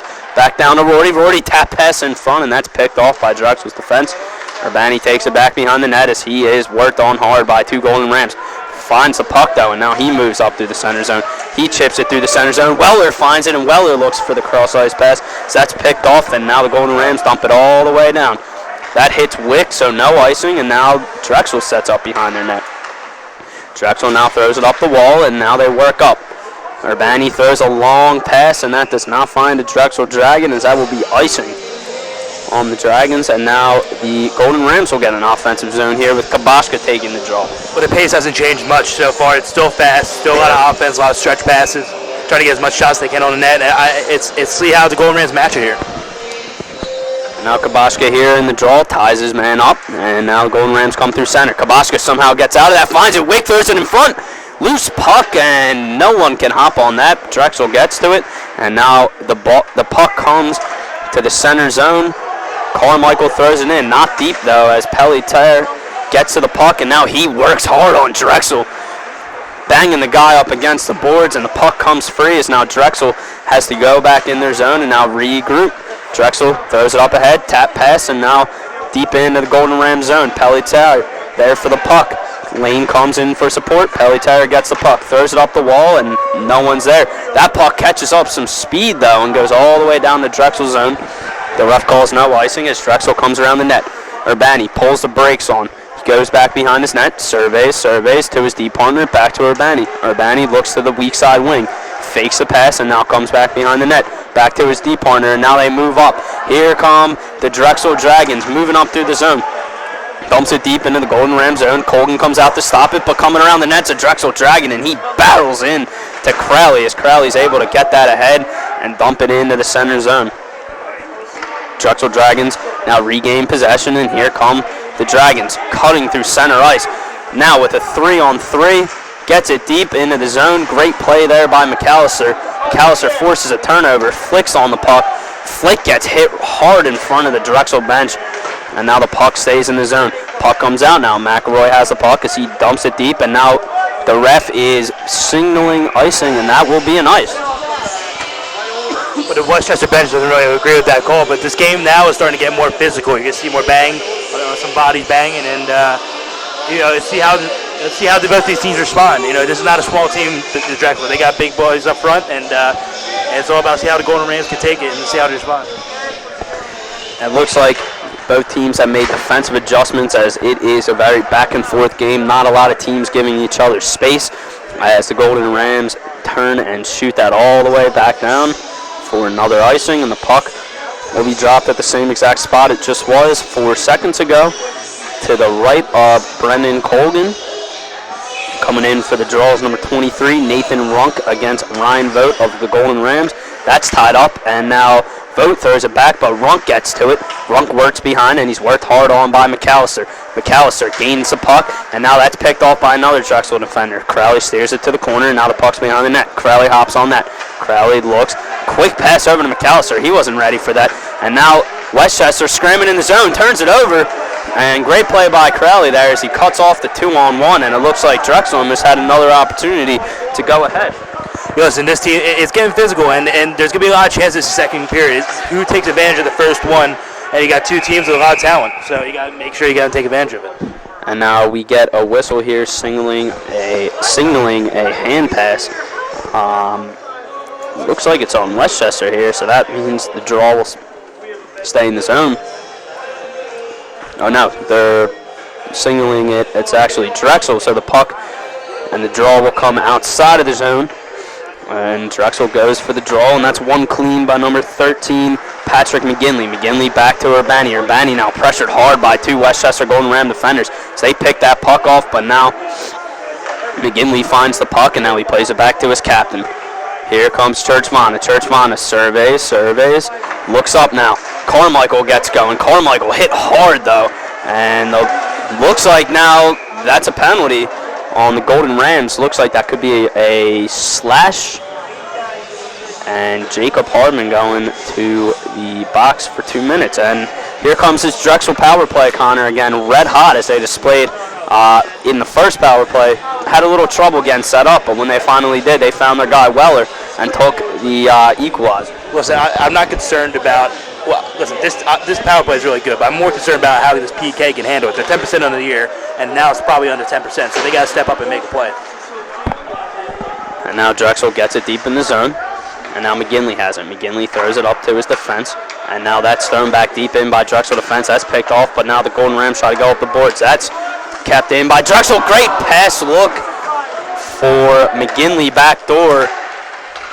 And Weller shoots again, and Weller almost had McGinley back door, had another opportunity, took it for himself, and Colgan came up with the answer. Now Urbani throws it over to Weller. Weller back to Urbani. Urbani shoots, that's tipped in front, and scatters to the corner, and now Samedi's pressured by two Drexel Dragons, and a hand pass. Looks like that's going to be a hand pass on Drexel, and the puck will come out of the zone again. There's Westchester grabbing a quick break because the power and the pressure was on from the Dragons. Well, this power play, what makes it so dangerous, you got Weller and Urbani. They can run it through both of them. They got Weller on the side and Urbani up top. They like getting shots from the top, again, deflections like the first goal before, and that's what you got to watch out for. But you got to be able to block shots if you're on this PK, and that's what Pelletier brings, is a big guy. Most definitely, and now the Golden Rams win that back, but in their own zone, and they try to attempt to clear it, and that's fouled as it's kept in by Churchvana. Churchvana has it at the top. He's surveying over to Carmichael. Carmichael and Churchvana play catch. Churchvana now holds the puck, surveys back to Carmichael. They're playing catch. Carmichael shoots, and that's tipped wide, and Schickling gets the puck now behind the net for the Dragons. So Churchvana shoots, and that's tipped and kept out of the Golden Rams' possession now. And now quick passing here by the Golden Rams over to Churchvana on the wing. Churchvana shoots, and he scores! Drexel Dragons finding a loophole in the Golden Rams penalty kill, and they cash in for the second time on the second power play and make it 3-2. Well, it seemed inevitable. They were struggling to get the puck out. It was a good puck movement here by the Dragons, and they got through. And listen, it's now the next 3 minutes is going to be important for this Golden Rams offense. Can they tilt the ice back, like I said, in the first period and get some chances and get some pucks on net and try and get a goal here? Definitely, and now here the Golden Rams line up for the face-off. Kaboshka wins it back to Crowley. Crowley holds. Crowley passes, and now that's tipped, and now the Drexel Dragons have another opportunity down in the zone. The puck gets dumped deep, and the Dragons go to work. Here comes Church Vana. He's got the puck in his possession again, looking for another goal. He shoots, and that's blocked by Crowley. And now Urbani gets it as the official wipes out down in the neutral zone right by center ice. And now back to the action. The Golden Rams. Bean picks it up. Bean throws it up, but that's right to Urbani. Urbani now gets it. Great pass, and now the Drexel's back in on the 2-on-1. That's a penalty on the Golden Rams for a hook by number 25, Max McAllister. And oh no, Connor, the Dragons go back to work on their third power play as they cash it in twice, and this is a scary power play with a lot of momentum right now. I don't know if I necessarily agree with the call there. I thought he embellished a little bit, but the last thing you want to do if you're this team is put this team back on the power play. They're hot. They're 2 for 2. And, you got to lock down here. If you didn't lock down the first time, you really got to lock down now and make sure, keep this game close. Most definitely, and here's the third opportunity, as we said, for the Drexel Dragons as they send their top unit out there. And now the puck's played behind to Weller. Weller plays it up to Urbani. Urbani and Weller play catch. Weller goes cross ice hard. Drexel shoots. Great save by Colgan, and that's steered wide. Number 9 for Drexel coming in hard. That's Zane Reynolds forcing a turnover, but the Golden Rams can get it out. Great pressure there as it goes behind the net. Wick plays it out for Urbani, and Urbani now comes up the ice. Urbani, long pass ahead, but great pass to the streaking offenseman coming into the zone for the Dragons. Dragons come in. That's broken up by Flick. Flick gets it. Flick tries to get it out. Now Urbani keeps it in at the line. Back down to Samedi. Samedi looks for the seam pass to Vogt, try to spring him, but he can't. And now Drexel comes back into the zone. Urbani loses the handle. He gets it deep, and now Vogt has possession. Vogt turns, shoots. Urbani keeps it in. Urbani now holds. Pressure relieves a little from the Golden Rams, and Urbani skates to the circle. Urbani shoots. Great save by Colgan. That's steered wide. Again, comes around. Drexel kept out. Great defensive play by Derek Samedi. And now Weller has the puck. Weller surveys. Weller up to Church Vana. Church Vana looks. He looks wide.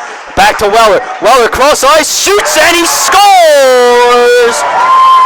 3 for 3. The Drexel Dragons cash in on the power play yet again. And back-to-back power plays in the last 4 minutes have cost the Golden Rams the lead, as well as 2 goals. And now the Golden Rams might be looking for some answers as Coach Wolf is furious over on the bench as he wants to have the word with the official, but it looks like they're having none of it. And Connor, what are you seeing at this moment? Well, this past 5 minutes it's been a struggle, and now this game has really turned on their heels.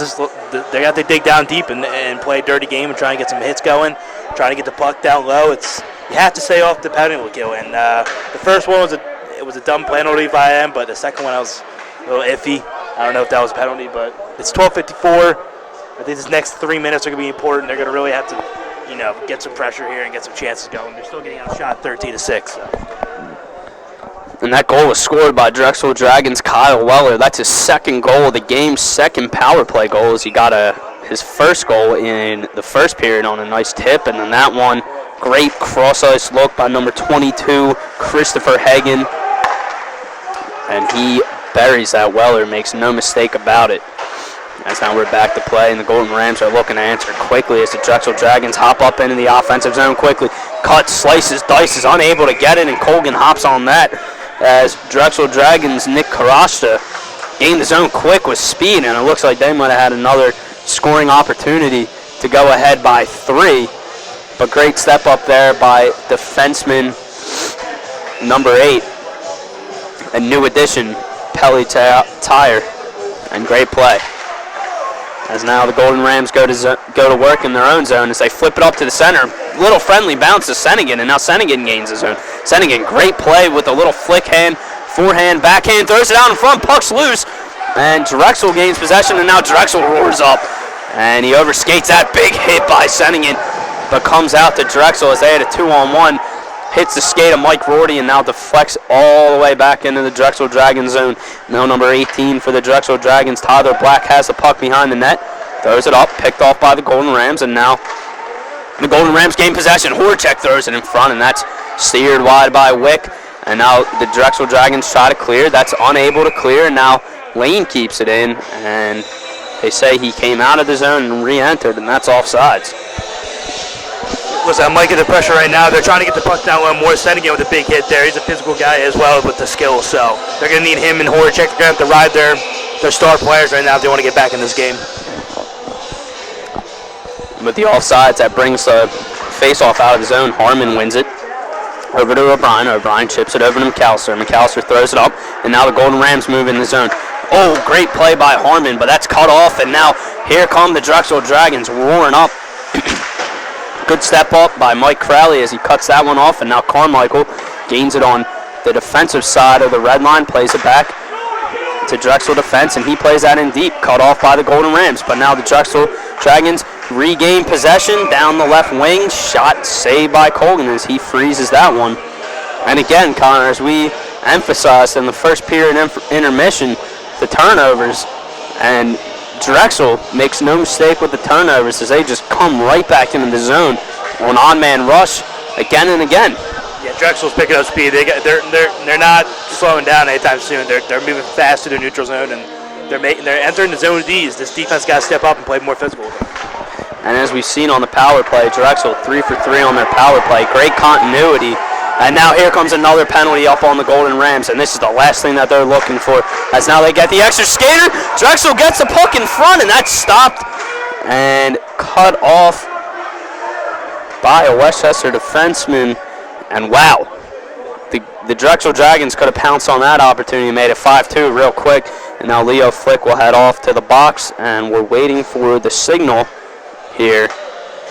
And this is not what the Golden Rams were looking for, as they will head back man down. And before that penalty was called, I was making the point as when they are shorthanded or odd man rushes, Drexel has very good continuity, as we've seen, to find that open guy and bury the open puck as Weller wins it. Carmichael comes in for some support. Puck stumped deep. Down now McGinley and fights for it. Teammate comes to help. Reynolds and McGinley up against the boards. And now Weller comes down the wing a little to help and support, but McGinley doesn't need help as he finds that out in front. A great tip by number 9, Zane Reynolds, as he could not cash in there as it got deflected wide and now comes back out the center. Urbani now throws it over. Down to Hagan, and that hits a body, but now found Weller 3-on-1, shoots, rebound, great save by Colgan, as that could have been another scary opportunity as he had McGinley, Weller, and Wynn coming in at this, or Lim, coming in at the same time and almost buried that to make it a 5-2 lead here for the Drexel Dragons. There's so much firepower in this power play, and they're trying to do the best they can, but they got to do better at getting the puck out, get the puck all the way down deep, and they're not doing so, and that's why they come right back in and getting a lot of chances. Now here comes the draw of Carmichael to the right of Colgan, and now the Golden Rams gain possession, get it deep. Churchvana in on the puck for Drexel.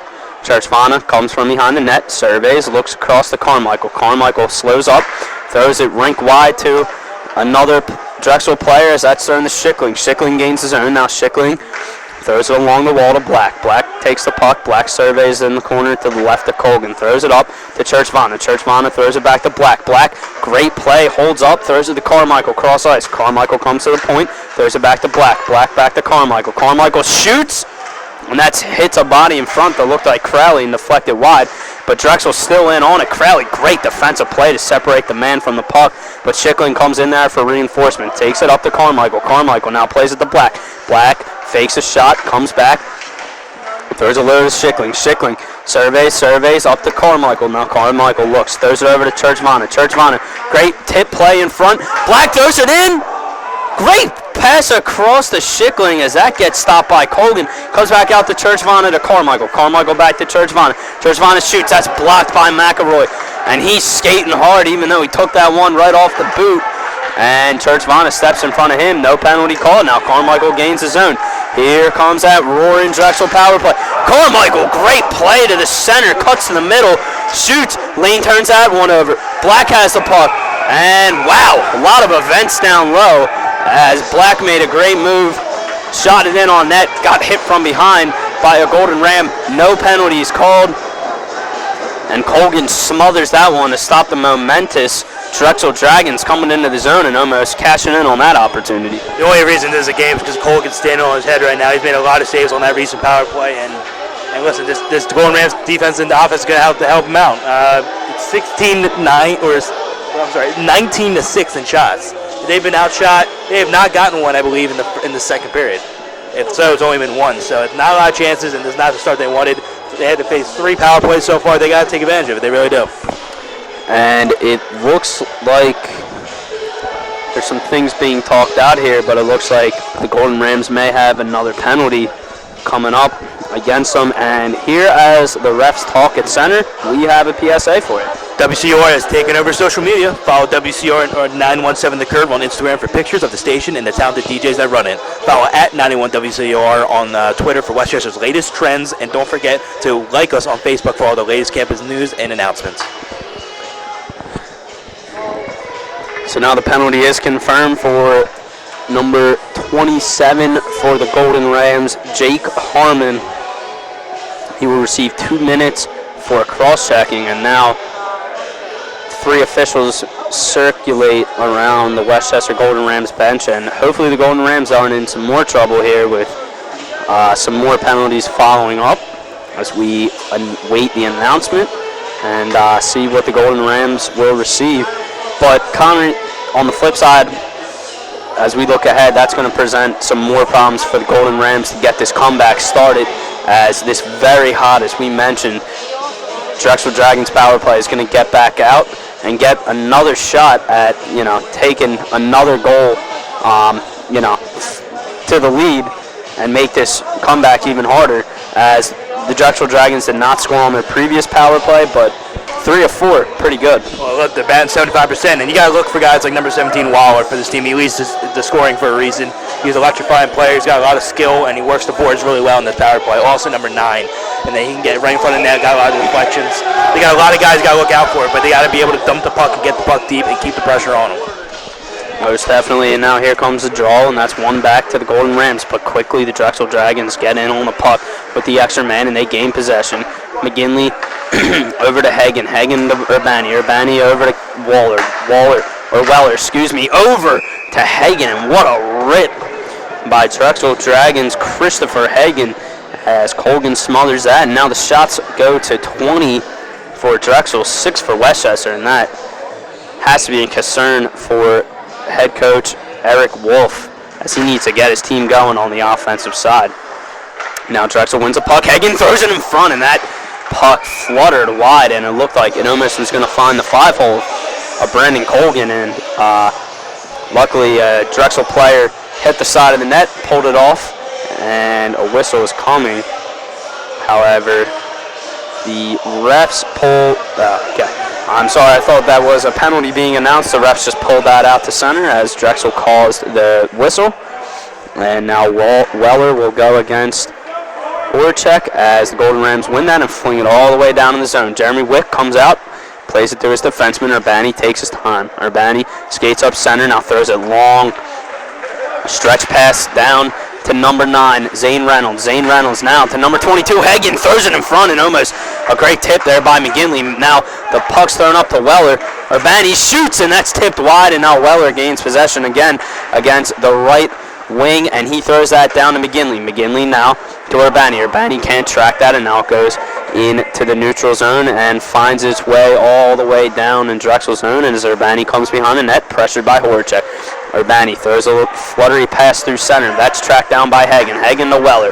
Weller gains the zone. Weller pulls up, holds, surveys, throws a pass to number 10, Urbani. Urbani back to Weller. Weller and Urbani play catch. Urbani throws it wide now to Hagen. Hagen throws it all the way around the net, and now Weller comes back up with it. Weller down to Schickling. Schickling throws it across, shot, and no goal! It is called no goal. It looked like it went in from here, and the ref signal no goal, so play on. And here comes the second power play unit for Drexel, and Drexel's bench is furious right now as they gain the zone. Schickling gains the zone. Schickling comes wide. He cuts back and now looks up to Churchvana. Churchvana takes the puck, and now he takes it in deep himself. but now he peels off and looks back up top to Carmichael. Carmichael gets a puck. Carmichael shoots, hits a few sticks in front, tips wide. Schickling gets the puck now. Schickling holds it up against the boards, and now the Golden Rams gain possession. McElroy turns, flutters it out the center, but that's tracked down by Churchvana. Churchvana plays it ahead to McGinley, and McGinley gets it deep. Colgan now was about to play it and pulls it back to himself.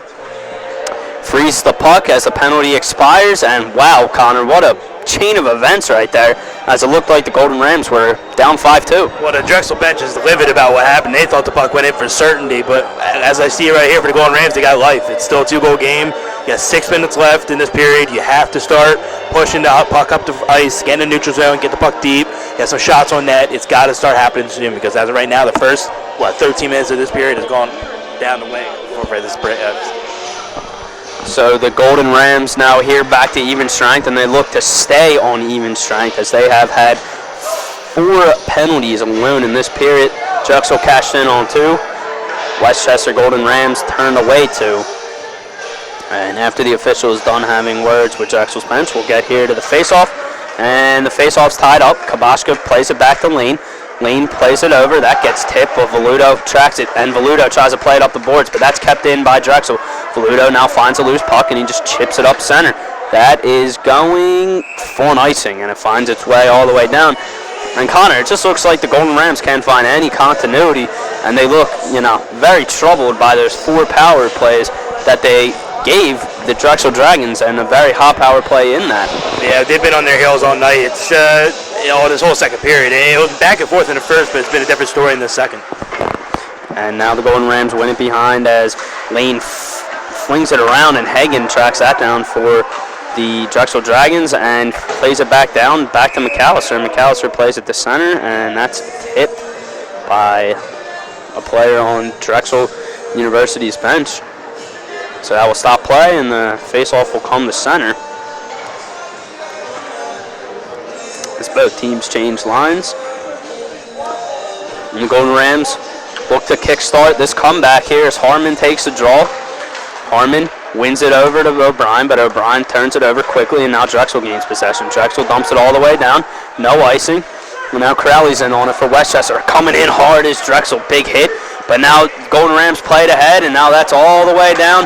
Hard in on it, Smith, and that's going to be another icing for the Golden Rams. And the Golden Rams can just not find a breakout pass, anything at this moment for a source of offense as they struggle, and the puck comes back down into the defensive zone of the Golden Rams, and the Dragons go back to work. Here's number 23, Nathan Runk takes the draw, wins it back to Tyler Black. Tyler Black takes it out to center. Black surveys, holds, plays it to his defensive partner. And now Drexel just flings it up the ice looking for something. And Westchester cuts that off as they try to dump it deep, and now that's picked off. Big hit in center. Mike Crowley stepping up on number 19, Jamie Crown of the Drexel Dragons, and maybe that will get the Golden Rams going as Harmon gains his own at the center ice line, and turns that over as now here comes the Drexel Dragons. Drexel gets it in deep, goes to work. Big hit laid on Smith, my number 5, Nick Canustra, and now McAllister moves up the zone, roaring through center ice. McAllister, a big body, shoots hard, and the rebound squirts out left, and now no one's back for Westchester as Carmichael comes in. Carmichael cuts to the center, shoots, big block by Samedi, and another backdoor look by the Drexel Dragons. Stone cold on the doorstep. Brendan Colgan stones number 16, Eugene Lim, and keeps it out of 4-2 game. And Connor, just like you were saying, if it wasn't for Colgan in this game, it could look a lot worse than 4-2. There was a lot of put on the shot right there, but Colgan just got enough with the pad to stop it, and he had a wide open net.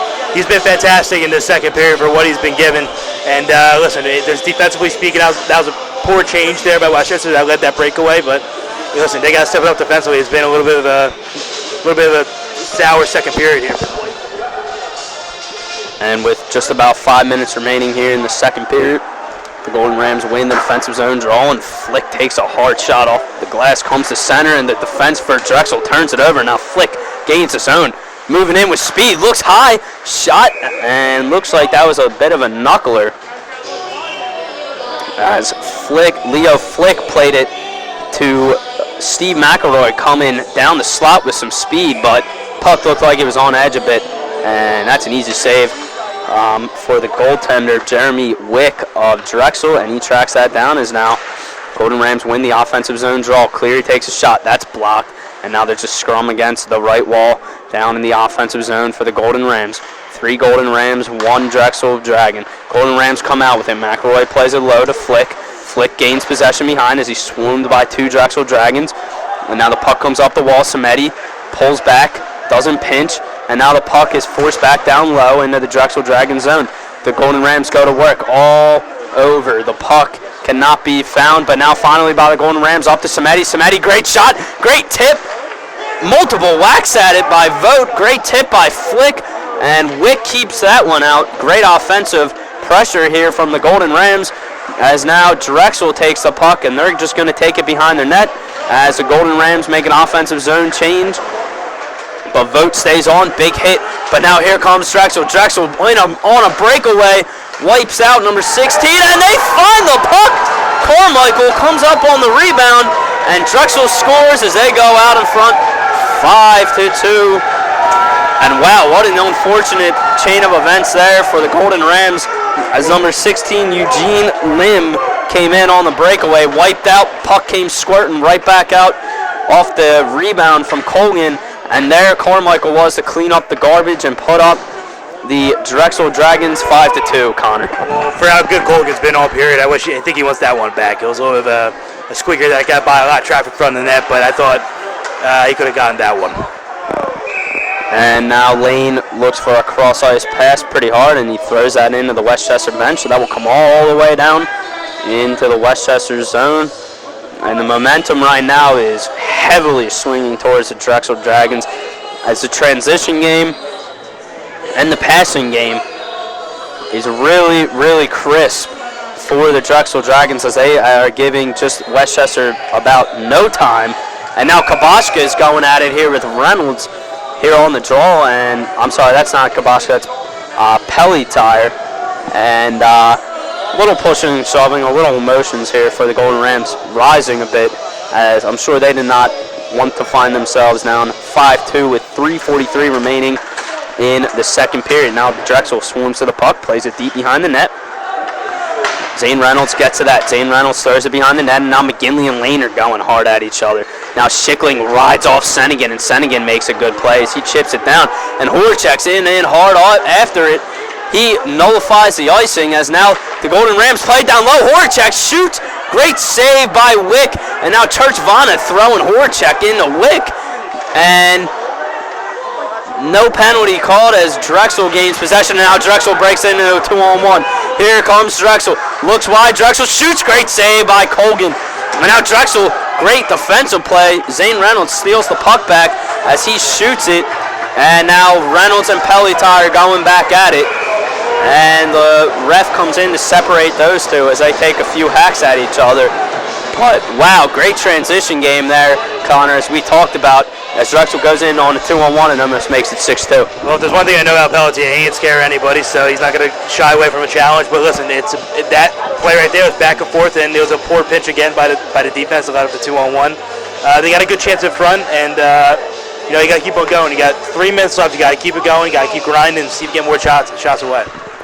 Most definitely, and the Golden Rams here with under 3 minutes remaining in the second period have not broken double digits in shots, as shot advantage is heavily on Drexel's side, now shooting the Golden Rams 26-9, as the puck is deflected up high and out of play, and the puck will stay in the Golden Ram zone here for an offensive zone draw for the Dragons. And McAllister lays a big hit there on a Drexel Dragon, frees the puck up but shoots it up to the top of the point, and Drexel regains that hard shot from Hagen as a great save from Colgan, and the puck's flicked up the center. Now the puck's flicked in deep. Black plays that, kind of taps it over to his D partner, and that will be a hand pass as play is stopped, and now the puck will come down into the offensive zone for the Golden Rams, and hopefully they can put one home here before the end of the second period, ride some momentum into the third, and be down by 2 goals than 3. That looks a lot better and it makes the team feel a lot more confident going in to the third period. What don't you say, Connor? Yeah, listen, it's all about to see what they can do in 3 minutes. They will need confidence going into the third period. I think they need a goal here. They really do. And the puck's going the wrong way for that to happen as it comes down into the Golden Rams zone. And the Golden Rams hold behind the net, and now they play with it, and they turn it over. Another turnover for the Golden Rams, and here comes the Drexel Dragons. Drexel Dragons play it low. Here comes Chunk for the Dragons as he plays it up to his point man, but McKeever is there for the pickoff, and now McKeever stepping into the zone, pressures Hagen. Hagen goes back to his D. Drexel D plays it over to Black, and now Black plays it over to his D partner. Hagen now flips it to the center. That's found by Trunk, and Trunk almost gets blown up by Samedi in center ice. Sidesteps that one, and now Crowley stops looking at the puck, and that's Cleary, stops looking for the puck. Loses the puck behind him, gives it up. Number 5, Nick Costra gains possession, and he's pulled down by Cleary. And here goes this scary Drexel power play back to work as they are 3 for 5 tonight, up 5-2 with a minute 42 remaining. Well, if there's one thing I didn't want them to do, it would be that. You got 145, and it's not much. This power play is, like I said, it has a lot of talent on it. You got to be able to stick in front, block shots, and get the puck out. They've had trouble clearing it all night on this power play. And now Churchmana, as he's done all night, mans the point and throws it over to his D partner, Black. Black takes a shot, steered wide, and now great pass cross ice to Carmichael. Now Carmichael goes to the point position, throws it across to Black. Black plays catch with Carmichael. Carmichael sidesteps over to Churchmana. Churchmana throws a seam pass across to Tyler Black. Tyler Black now holds it, looks up top, goes down low. And now here comes Drexel, another cross-ice pass as they've loved doing all night to Carmichael. Carmichael in a tight space, but plays it to Churchvana. That frees some space up. Churchvana shoots. Great save by Colgan, steered to the corner. And now Drexel goes back to work. Tip pass in front, and Drexel scores! Again, James Schickling with the tip. And that was an odd tip as that hit Schickling's stick, popped up under the bar, and Drexel now goes up 6-2. And Connor, that's the complete opposite of what we were talking about to take into the third period, as now Drexel extends their lead up to 4 with under a minute left in the second period. Well, this PK for the Golden Rams aren't applying any pressure, and they let him right in front by the net by himself, and it was an easy deflection. I mean, there's not much Colgan can do when he's got a guy right in front of him with no defender. So it's been a rough year. They have to put this in the back in the rearview mirror and look forward and try and take on the third. And that just looked like a great set play by Drexel, as they've been doing all night, spreading out and pulling apart the Westchester penalty killers. Cross-ice passes, switching guys, interchanging guys from the point to the wings, and all this movement has pulled Westchester right out of position, and Drexel has found quite the success on the power play as they are now up by 4 goals as we approach under 30 seconds here in the second period. And now Drexel gains center ice and now gains the zone. Big hit by Lane as he goes high on a Drexel player. Nothing's called. Puck's played up to the top. Churchvana keeps. Churchvana down to Hagen. Hagen throws cross ice, and now Senegin's in on that. Senegin roaring up. Throws a pass to Horchak, but that's cut off by Churchvana. Here comes Drexel. Drexel turns it back over, and now Senegin's on it. Senegin gets it deep, and the period will wind on down. And the Golden Rams cannot find anything here in this second period as they let up 4 goals, 3 of them coming on the power play, and 6-2 Drexel going into the third period. And the Golden Rams will have a lot to talk about here in this intermission. At the end of 2, Drexel 6, Westchester 2. You're listening to Westchester Golden Rams hockey here on 91.7 WCUR.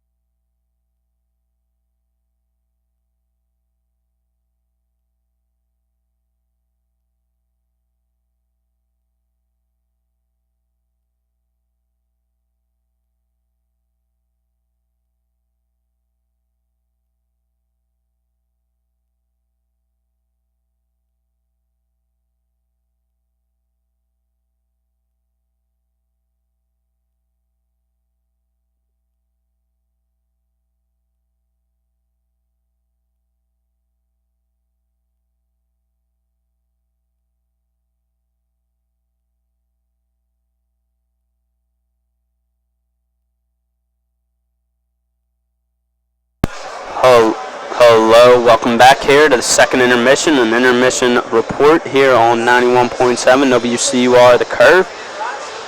And wow, quick turn of events for the Golden Rams in just a period, as it goes from 2-2 at the end of the first to 6-2 at the end of the second, as Drexel really found their groove there on the power play, going 3 for 5, cashing in on back-to-back quick power plays and making it an extensive lead here. And also Drexel Dragons out shooting the Westchester Golden Rams 29-9. So that is definitely something that they're going to have to work on going in to the third period, just getting more shots, because as we said, Connor, at the end of that first period, Wick, came in with that great save percentage, with that great goals against.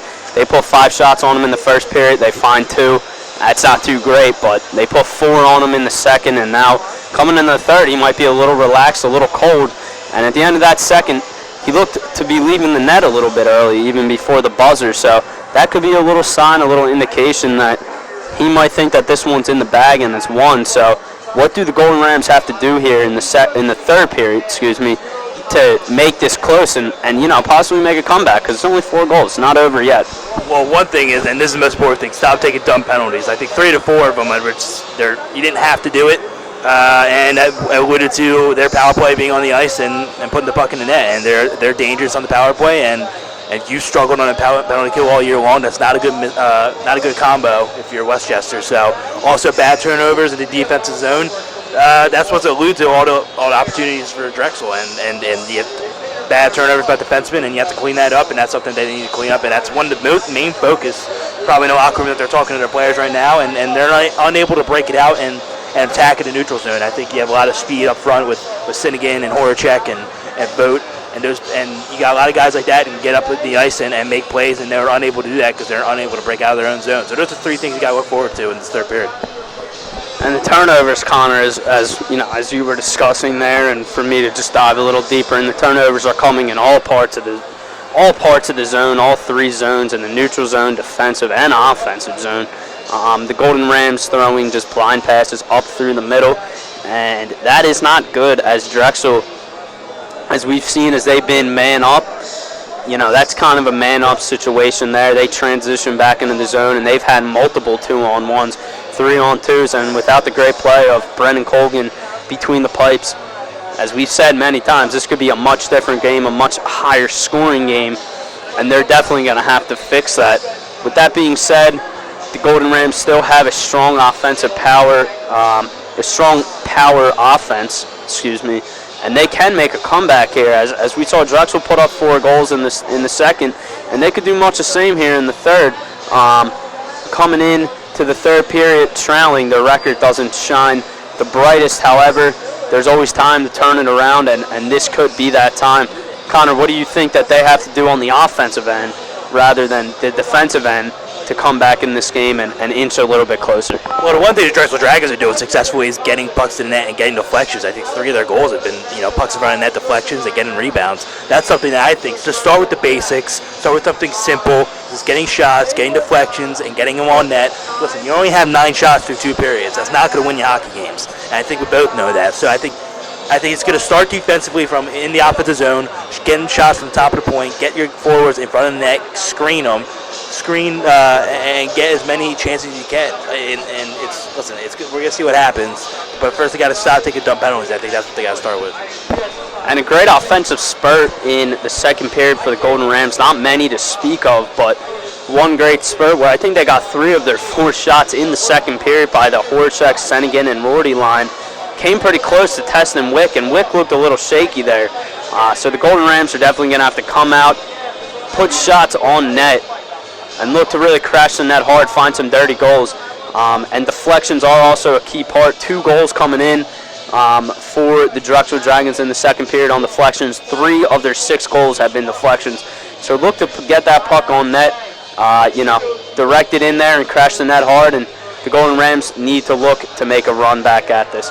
So we'll be right back with the third period of Golden Rams hockey. You're listening to 91.7 WCUR The Curve.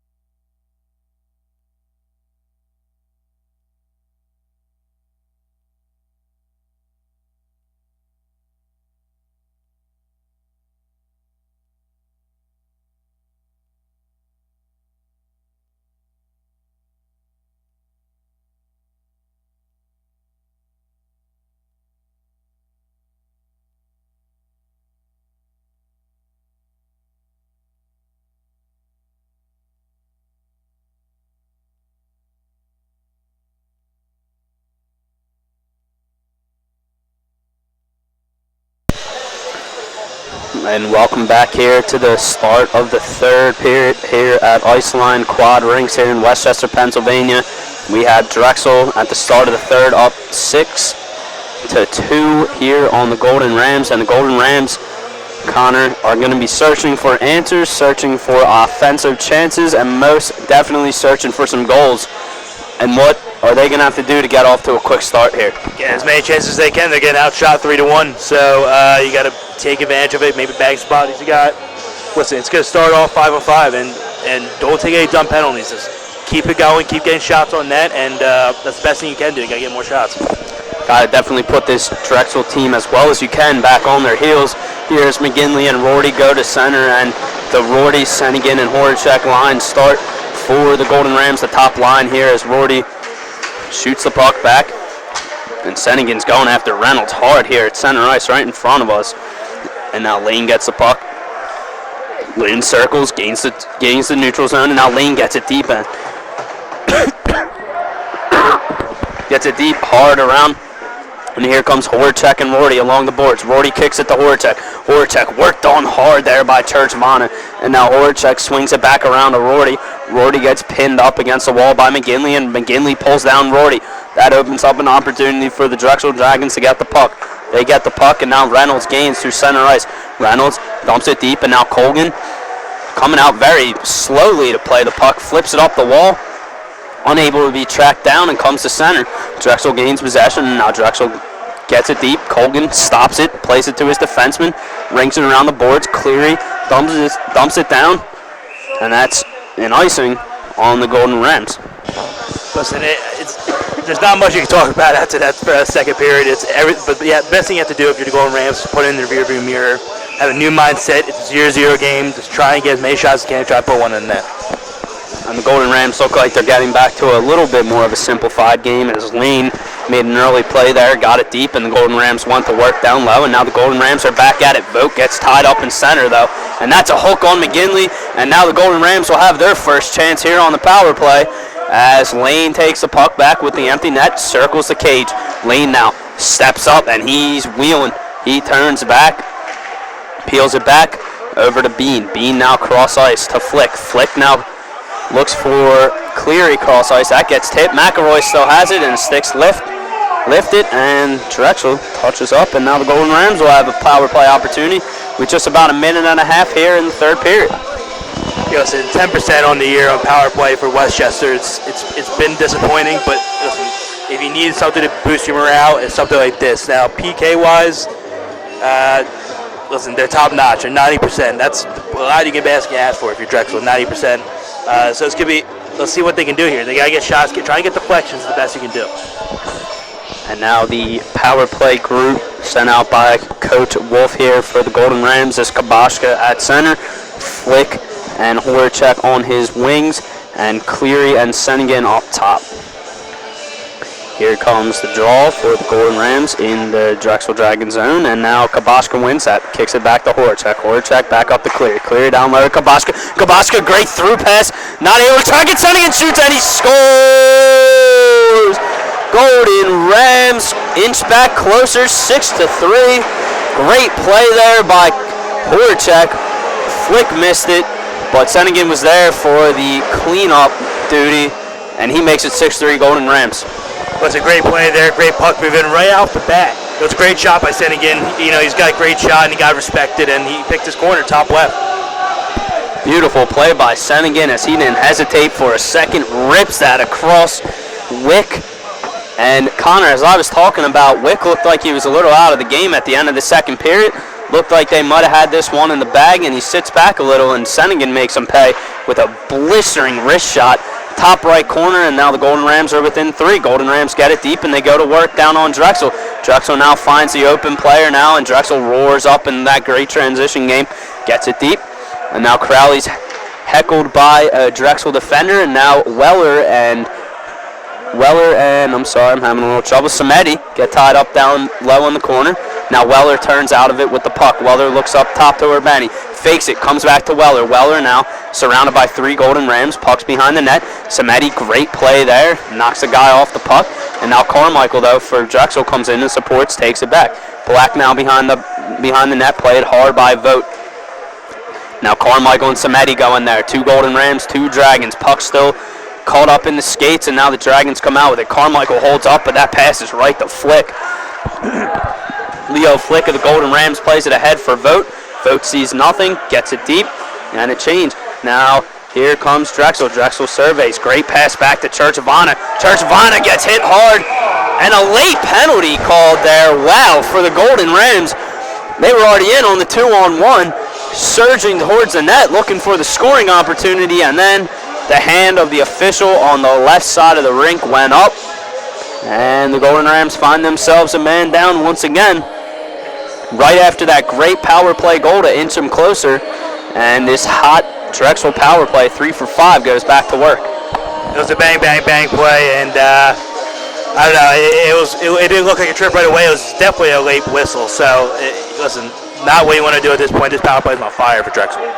Now Senegan puts a puck right through the center's legs, and he surges through the zone, slices and dices a few Drexel players, and now he's in on his own dump in, and now he holds the puck up, tries to eat some time, but now Drexel works it out. Drexel, Reynolds for Drexel now has it, but he's nudged off the puck and now plays it back into his defensive zone. Comes behind the net, a Drexel defender. They play catch. Back to the other Drexel defender, and now he throws it back. And now the puck's taken behind the net by Urbani. Urbani now plays it up the wall to Kyle Weller. Weller now up the wall to Hagen. Hagen sidesteps for a second and now finds Weller across ice, and now Drexel's in on the zone. Here comes Weller. That's stopped by Lane. Lane gets the puck and he dumps it all the way down. But Wick, quick to play it. Wick, Hagen, Weller, and now Reynolds steps into the zone. Great shot, but deflected wide. Westchester Golden Ram able to get a stick on it, but now it's played low. Reynolds surveys up to Churchvana. Churchvana over to Weller. Weller holds Weller cross ice, looking for that guy back door, Tyler Black, but unable to find him. Golden Rams get on the puck and dump it down. Just about 4 minutes gone here in the third period. A minute or 48 seconds remaining on Drexel's man advantage. Weller now gets the puck. Weller chips it across. And now here comes McGinley. McGinley throws it up to Churchvana. Churchvana has a puck. Churchvana shoots, and that hits Vogt. Scatters to the corner, and the Golden Rams go to work for the puck, but turn it over. And now Drexel goes back to work down low. Up to Churchvana. Churchvana fakes the shot, looks wide to Carmichael. Carmichael cross ice to Black. Black shoots hard and blocked by Crowley. That skitters wide to the corner, and now McGinley's on it for Drexel. McGinley surveys, hits off Flick's skate, and now that shoots back behind the net. Schickling has it. Schickling to Black. Black back to Schickling. Schickling up top to Churchvana. Churchvana shoots. Great save by Colgan. Kick to the corner, and now Drexel's back on it. Black to Schickling to Churchvana. Churchvana shoots. Great block by Vogt, and Westchester's just diving in front. Carmichael shoots. He fans on that, and now the Golden Rams have a 2-on-1. And the player and Flick gets off, and now it's just Kabaska and Black. Kabaska shoots, and Wick on top of that one. And I think Vogt thought Kabaska was going to get that one in deep. A little miscommunication, and that's a misplay and a missed opportunity for the Golden Rams. That could have inched them even closer to within 2. Yeah, it really could, but really great penalty kill there by the Golden Rams. They're doing a great job blocking shots and taking away passing lanes. That was the best penalty kill they had all night. And they shut Drexel down as Drexel's man advantage expires, and now the Golden Rams go to work down in Drexel's offensive zone, even strength.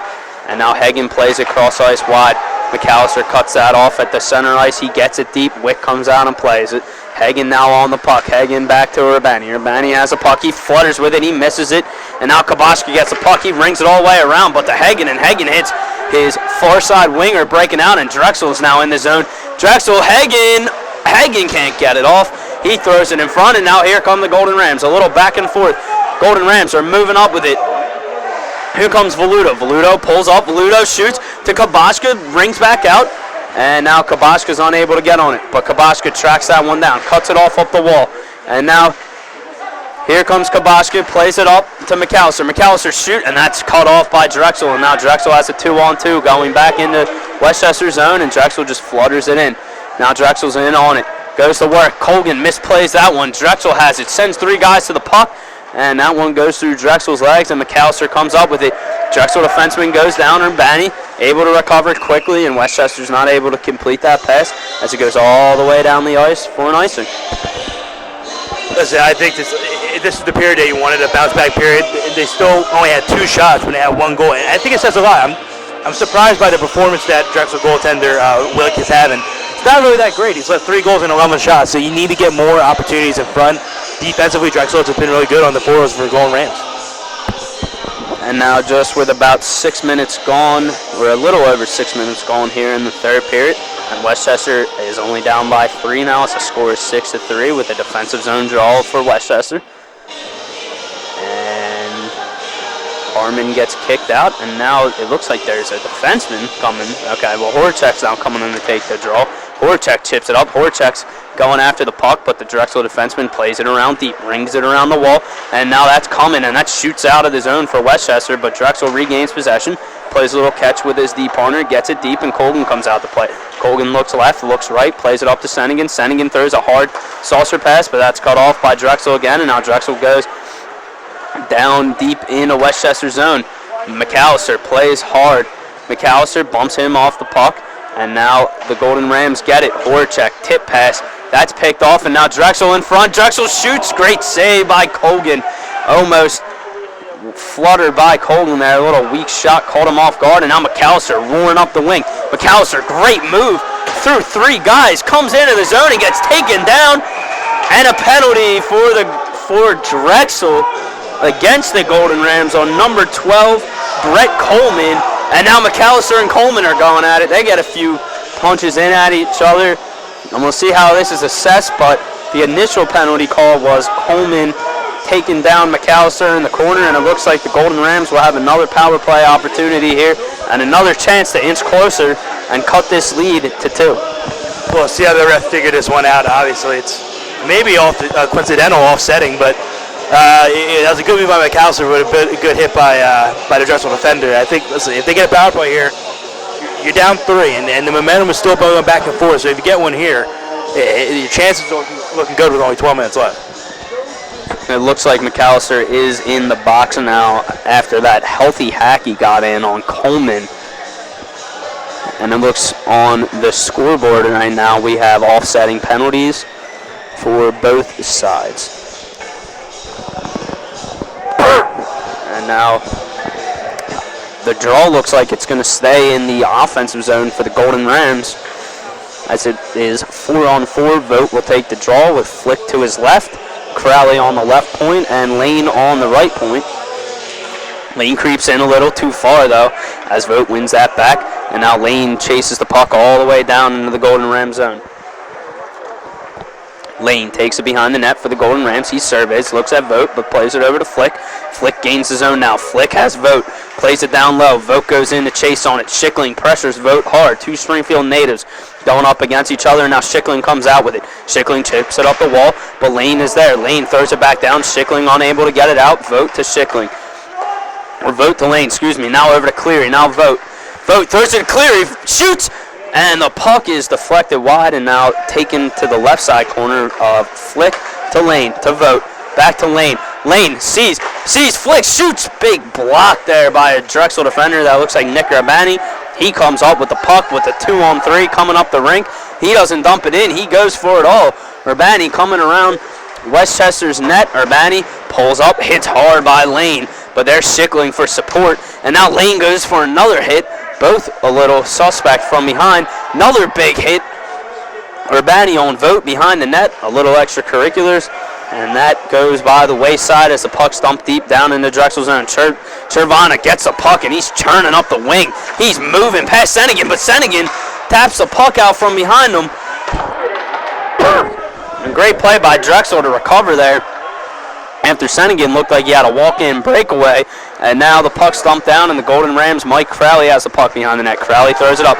Sennigan has the puck. Sennigan, Chabotska, 2-on-1, over to Chabotska, shoots, great save by Wick, and Wick steers that aside as now Carmichael comes behind the net. Carmichael gains the zone. He moves up hard, throws that puck across, tipped by a Golden Ram defender, and now in the possession of a Drexel Dragon. Great pass across to Wellman. Weller shoots. And that's blocked. And now Kaboska coming up. 1 Golden Ram, 4 Drexel Dragons. Kaboska cuts to the middle, and he gets a leg taken out. Looking around for a call, and there's nothing there. Looked like a pretty similar play on Churchvana earlier in the second period. But now, nonetheless, the puck's played deep into Drexel zone. Drexel defensemen play catch with each other. Puck's held behind the net. rung around the boards. Drexel looking to break out here, but Golden Rams have other plans as they break that up and throw it back behind the net. Now Drexel has the puck. Drexel flicks it forward, but now that's cut off by Harmon. Harmon throws it a little too far in front of himself. Drexel clears out the center, and now the Golden Rams gain possession. Horacek back to Pelletire. Pelletire to Lane. Lane gets it deep. Harmon gets the puck. Harmon comes down the wing. He looks, passes in front to Bean. Bean unable to gain possession, and now the puck's behind the net. Bean goes to work hard. Big hit almost by Harmon. Stepped into him, but Drexel offenseman didn't go anywhere as now Drexel gains his own. Drexel throws it across rink wide, unable to track that down, and now here comes Bean. Bean wrestled off the puck by a Drexel offenseman, and now Drexel shoots a pass forward, tipped down in the zone, and now Samedi goes to work behind the net. Samedi pulls up, throws it behind the net. Pelletire now fakes, and Colgan gets tripped by number 5 Nick Carustra on Drexel, and Golden Rams have a power play here coming up with just about 10 minutes gone here in the third period. Start from behind, Pelletire looks up. Pelletire, long rink wide pass over to Samedi. Samedi throws it back to Kabashka, unable to track that down, and now Vogt comes up with it. Vogt back behind the net to Crowley. Crowley holds, surveys. He has all the time in the world as it's a delayed penalty. 6 skaters for the Golden Rams. Golden Rams gain the zone, and that's broken up. McElroy plays it too far ahead of him. Urbani steps up, touches the puck, play stop. With just about 11 minutes gone here in the third period, when the Golden Rams are going to the power play here. Connor, and what are you looking for the Golden Rams to do here? Do the same thing as last time. Just get shots on net and work the puck. And listen, look for guys like Horacek and Senegan. They're offensively, they can put the puck in the net and just run it through them. And look, you got 9 minutes to put 3 goals in net. You got to make a start here. This is a big power play, the biggest one you're going to have all night. And now a timeout signaled here for the Westchester Golden Rams. And the Golden Rams have 11 shots now for an update. Still need more shots. And we will take a break here as you're listening to Ram Hockey here on 91.7 WCUR, The Curve.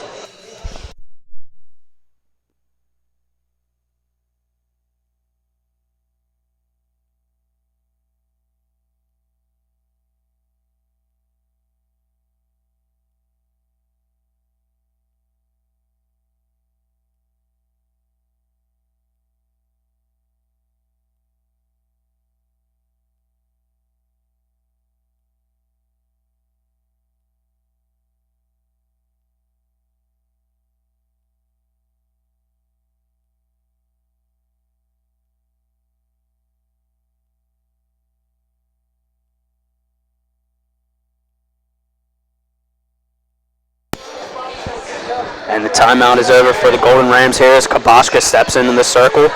And Kabashka with Horacek to his right, Flick to his left, Cleary on the left point, and Senegan back at his position on the right point. Senegan now gets the puck after a win by Kabashka. Senegan looks over now. Cleary takes the point. Great shot from the point. That hits a stick, though.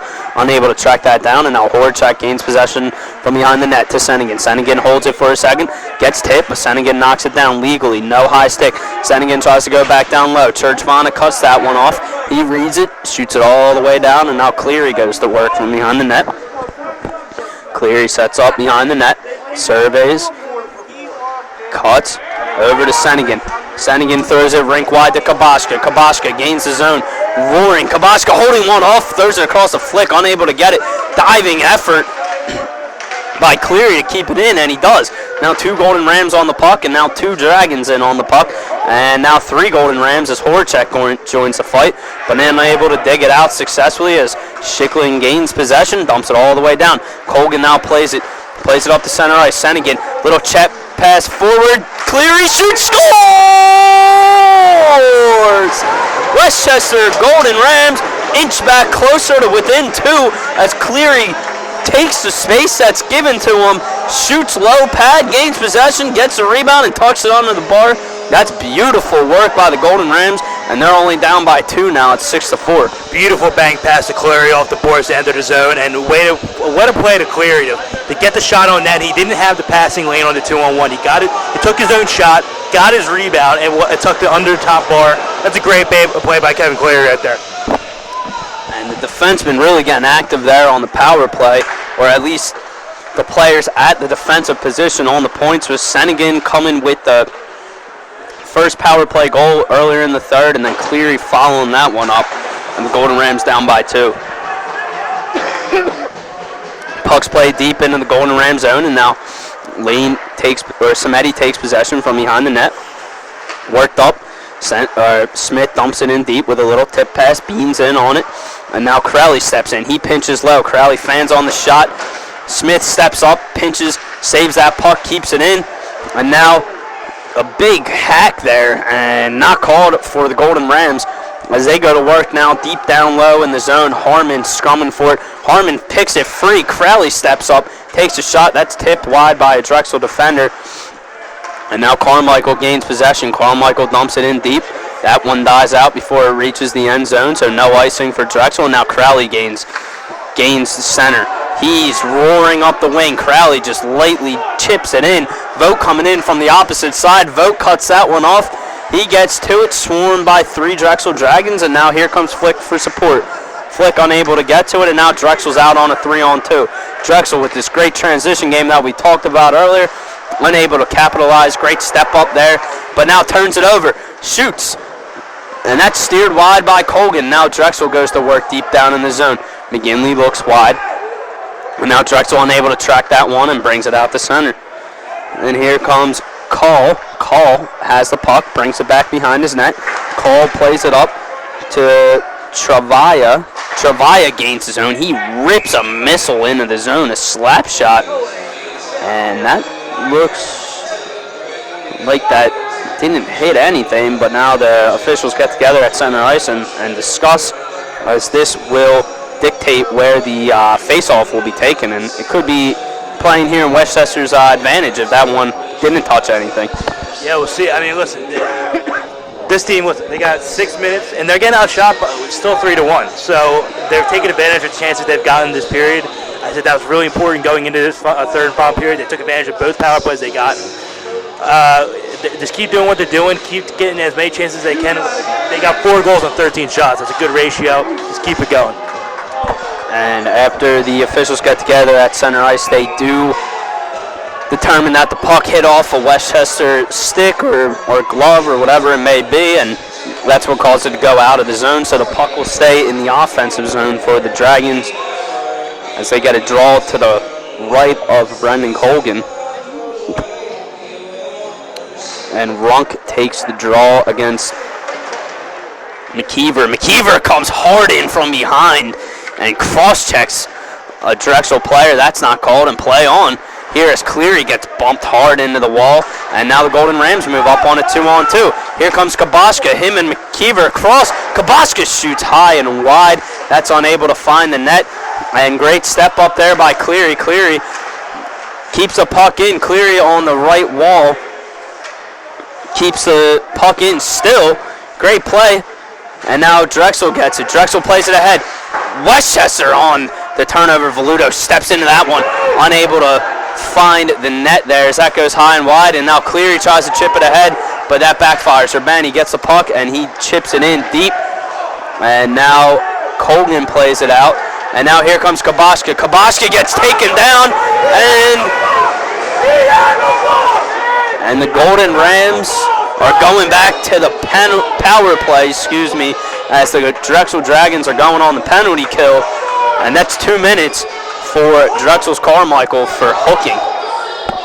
There's a comeback in their grasp right now. They got 5 minutes, and now another power play. They've been doing really well in the power play so far in this third period. They can keep doing what they're doing. Keep moving the puck, keep getting shots on net and deflections. Keep doing the basics, and you got a good chance to make this comeback. Now the Golden Rams down by 2 goals here with 5:21 remaining, and if they want to get back into this game or have any aspirations of coming back to win this game, they need one here as Vogt starts it off great with a win back to Samedi to Lane, and Lane shoots, and that's into the stomach of the goalkeeper, Wick of Drexel, and he stops that one. And Connor, Westchester getting on the boards with some more shots here. 15 shots as they, go into this power play. 5 seconds off, and Vogt loses that face-off. And now Drexel gains possession, but Turchavana stumbles on his own skates, loses the puck, and now Westchester gains control on the power play. Gets it to Lane from Harmon. Lane down low to Rorty. Rorty stepped up quick on by number 10 of Drexel, Nick Urbani, and the puck's forced down low. Colgan comes out to play it very far.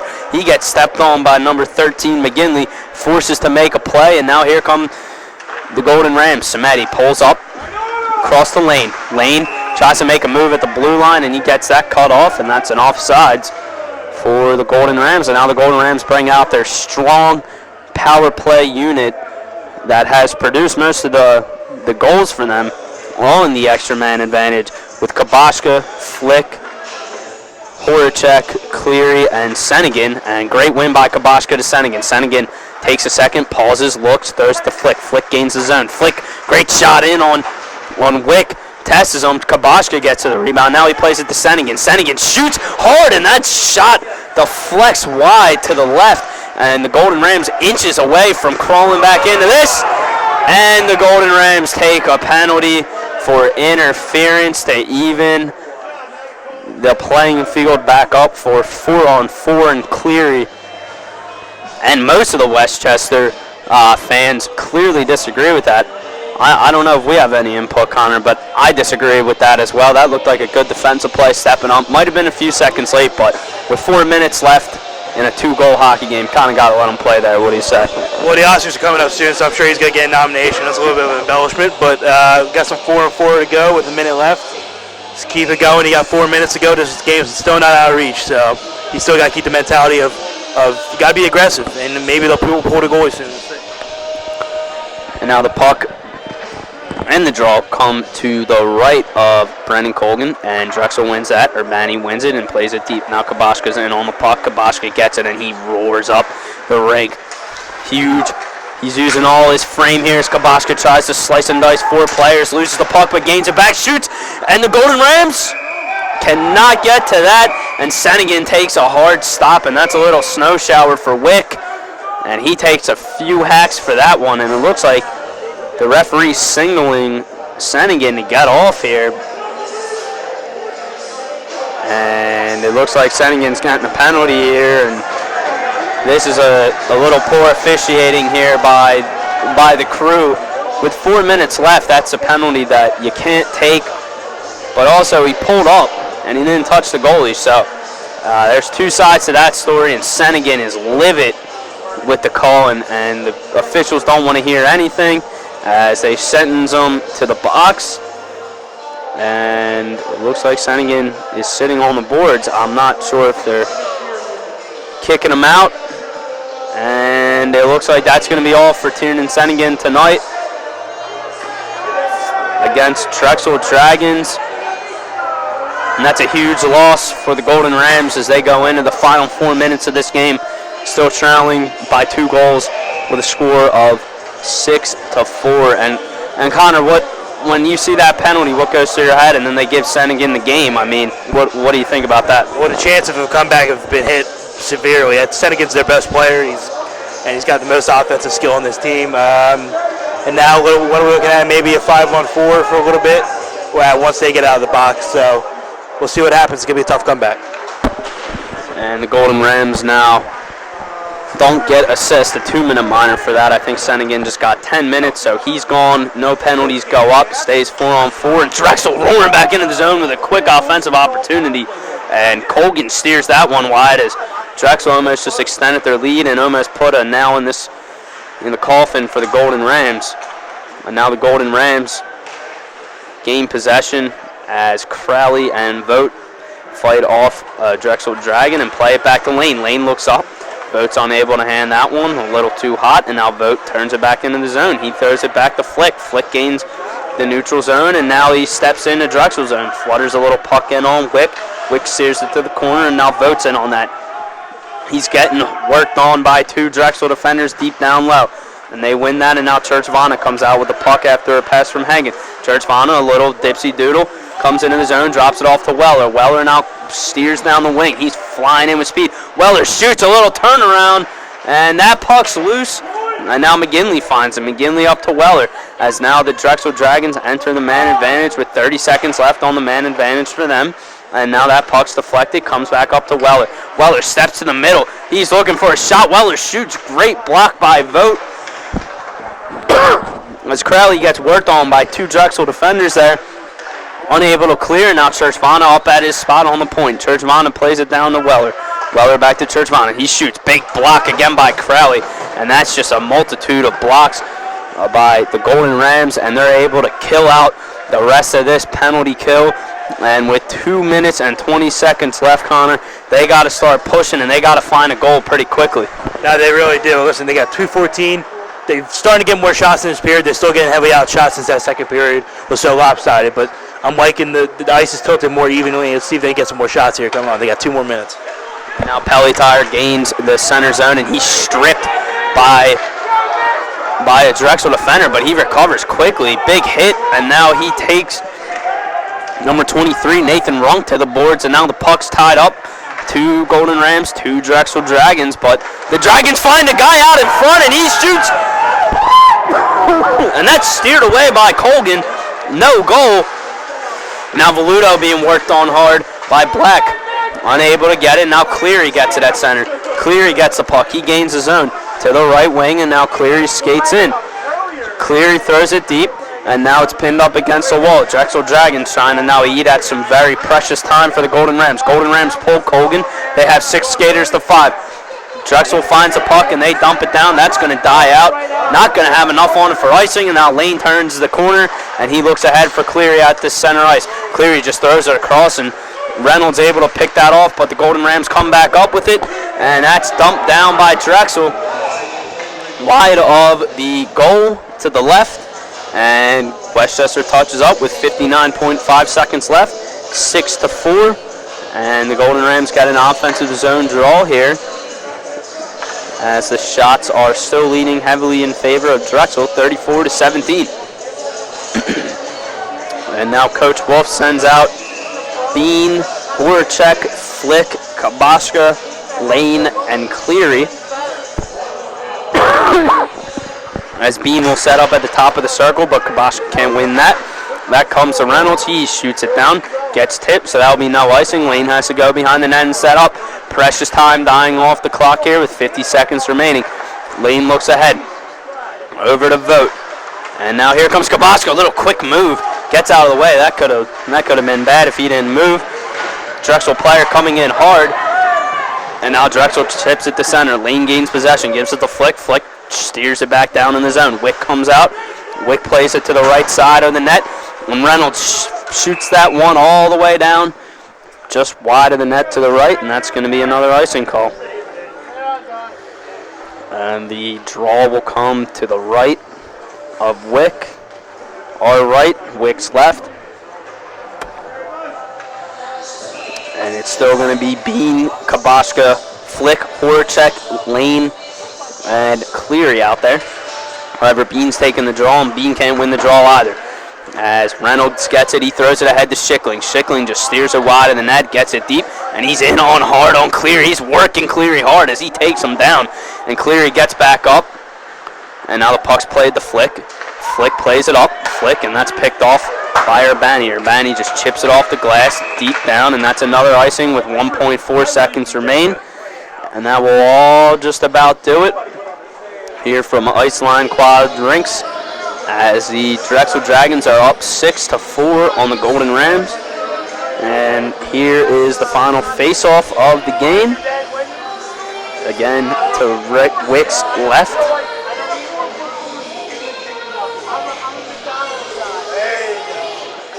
As the players approach the face-off circle slowly, as this will be the final draw, and that is all. That is it. And time expires here as the Golden Rams fall 6-4 to the Drexel Dragons. And Connor, as we talked about this before the game, they come off a great 10-1 victory. Great team victory, great confidence booster. But then you come in against the second team in the league. High-powered offense as they displayed here tonight.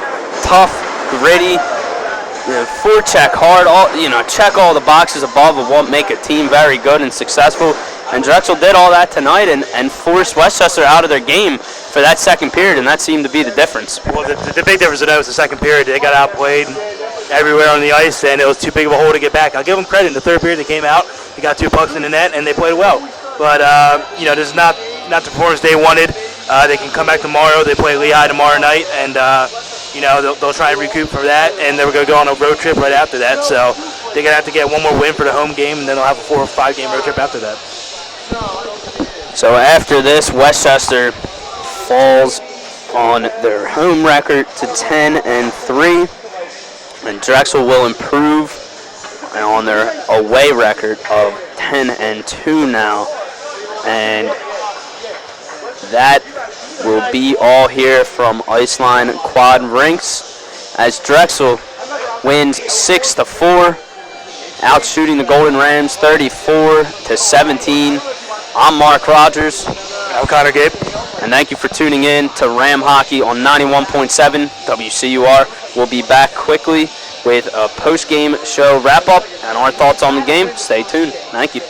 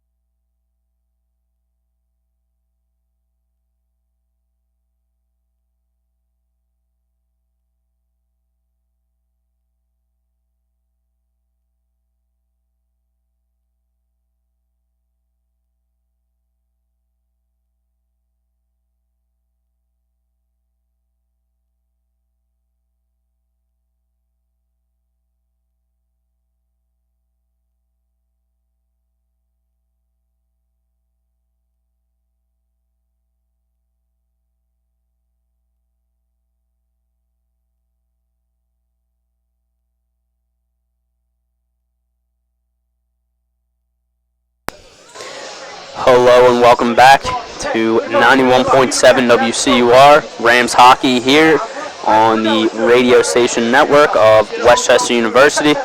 And as we mentioned, the final score here from Iceline Quad Rinks, Golden Rams fall to the Drexel Dragons 6-4. And Connor, as we touched on your key points before the game, the power play for the Drexel Dragons seemed to be the nail in the coffin, and was the nail in the coffin at the end as the Drexel Dragons, went 4 for 6 on the power play, and they cashed it in on the first 3 of their 4. And how did that affect the game? Well, it made everything difficult for the Golden Rams to get back into it. Going into the second period, it was 2-2, and we thought we had a good, tight game, but they had, I believe, 4 power plays in the second period, and they scored 3 of them. That's not, and a majority of them were dumb penalties, but they came back in the third period. They couldn't complete the comeback, but they still made it a game, still made it interesting, and that's a lot speaks to the coaching staff getting the players ready in the third and make sure they can keep their head forward and keep their and don't look back in the rearview mirror or that second period. So they got a game tomorrow. Keep this, forget about this game, throw it in the trash can and move forward. And you got a road trip right after next week starting. So this next game against Lehigh is gonna be important for them. Most definitely, they're going to have to look to bounce back from this one, put in the rearview mirror, and move forward, as this was a good Drexel Dragons team coming into the game. As we mentioned, the road record up above double digits, and now they've extended that even more so at 10-2, and the Golden Rams now fall to 10-3 at home. But Connor, I have to even say more so than the power play and the high-powered offense was the defense of the Drexel Dragons. And the transition game, as we saw early, of them looking for the backside winger, and then even more so the flow through the offensive and the neutral zone as they entered the zone. And they really pulled apart the Westchester defense I mean, so evident on the power play, but even at even strength, they were able to pull them apart, get them out of their tight defensive ways, as I may say, and put the puck in the back of the net, because we saw quite a lot of that turnovers being forced in the defensive zone and them going to work and generating a good majority of their scoring chances from the turnovers and transition game. Yeah, there's a lot of. I think there's a lot of good from this team. This game, I think in the second period was a wash. They came out flat-footed and they got stunned a little bit, especially in the box. But I still think that Settigan had a good game. I still think Voder made some good plays. Clary had a good goal. I think there's still a couple things you look at on the tape and say they played well, but at the end of the day, that second period was what did them in, and you got one more game tomorrow against Lehigh, and after that you got that road trip. So it's important to close out this homestand with a win. And I believe the next broadcast here will be on not until late February. You got 2 more games before the playoffs start, and one until they go to Annapolis. So it's going to be a pretty important stretch coming up. So here from Golden Rams hockey here on 91.7 WCUR, we will say goodbye and thank you for tuning in here from Iceline Quad Rinks here in Westchester, Pennsylvania. Final score, Drexel 6, Westchester 4, and we will see you back on the next broadcast. Thank you.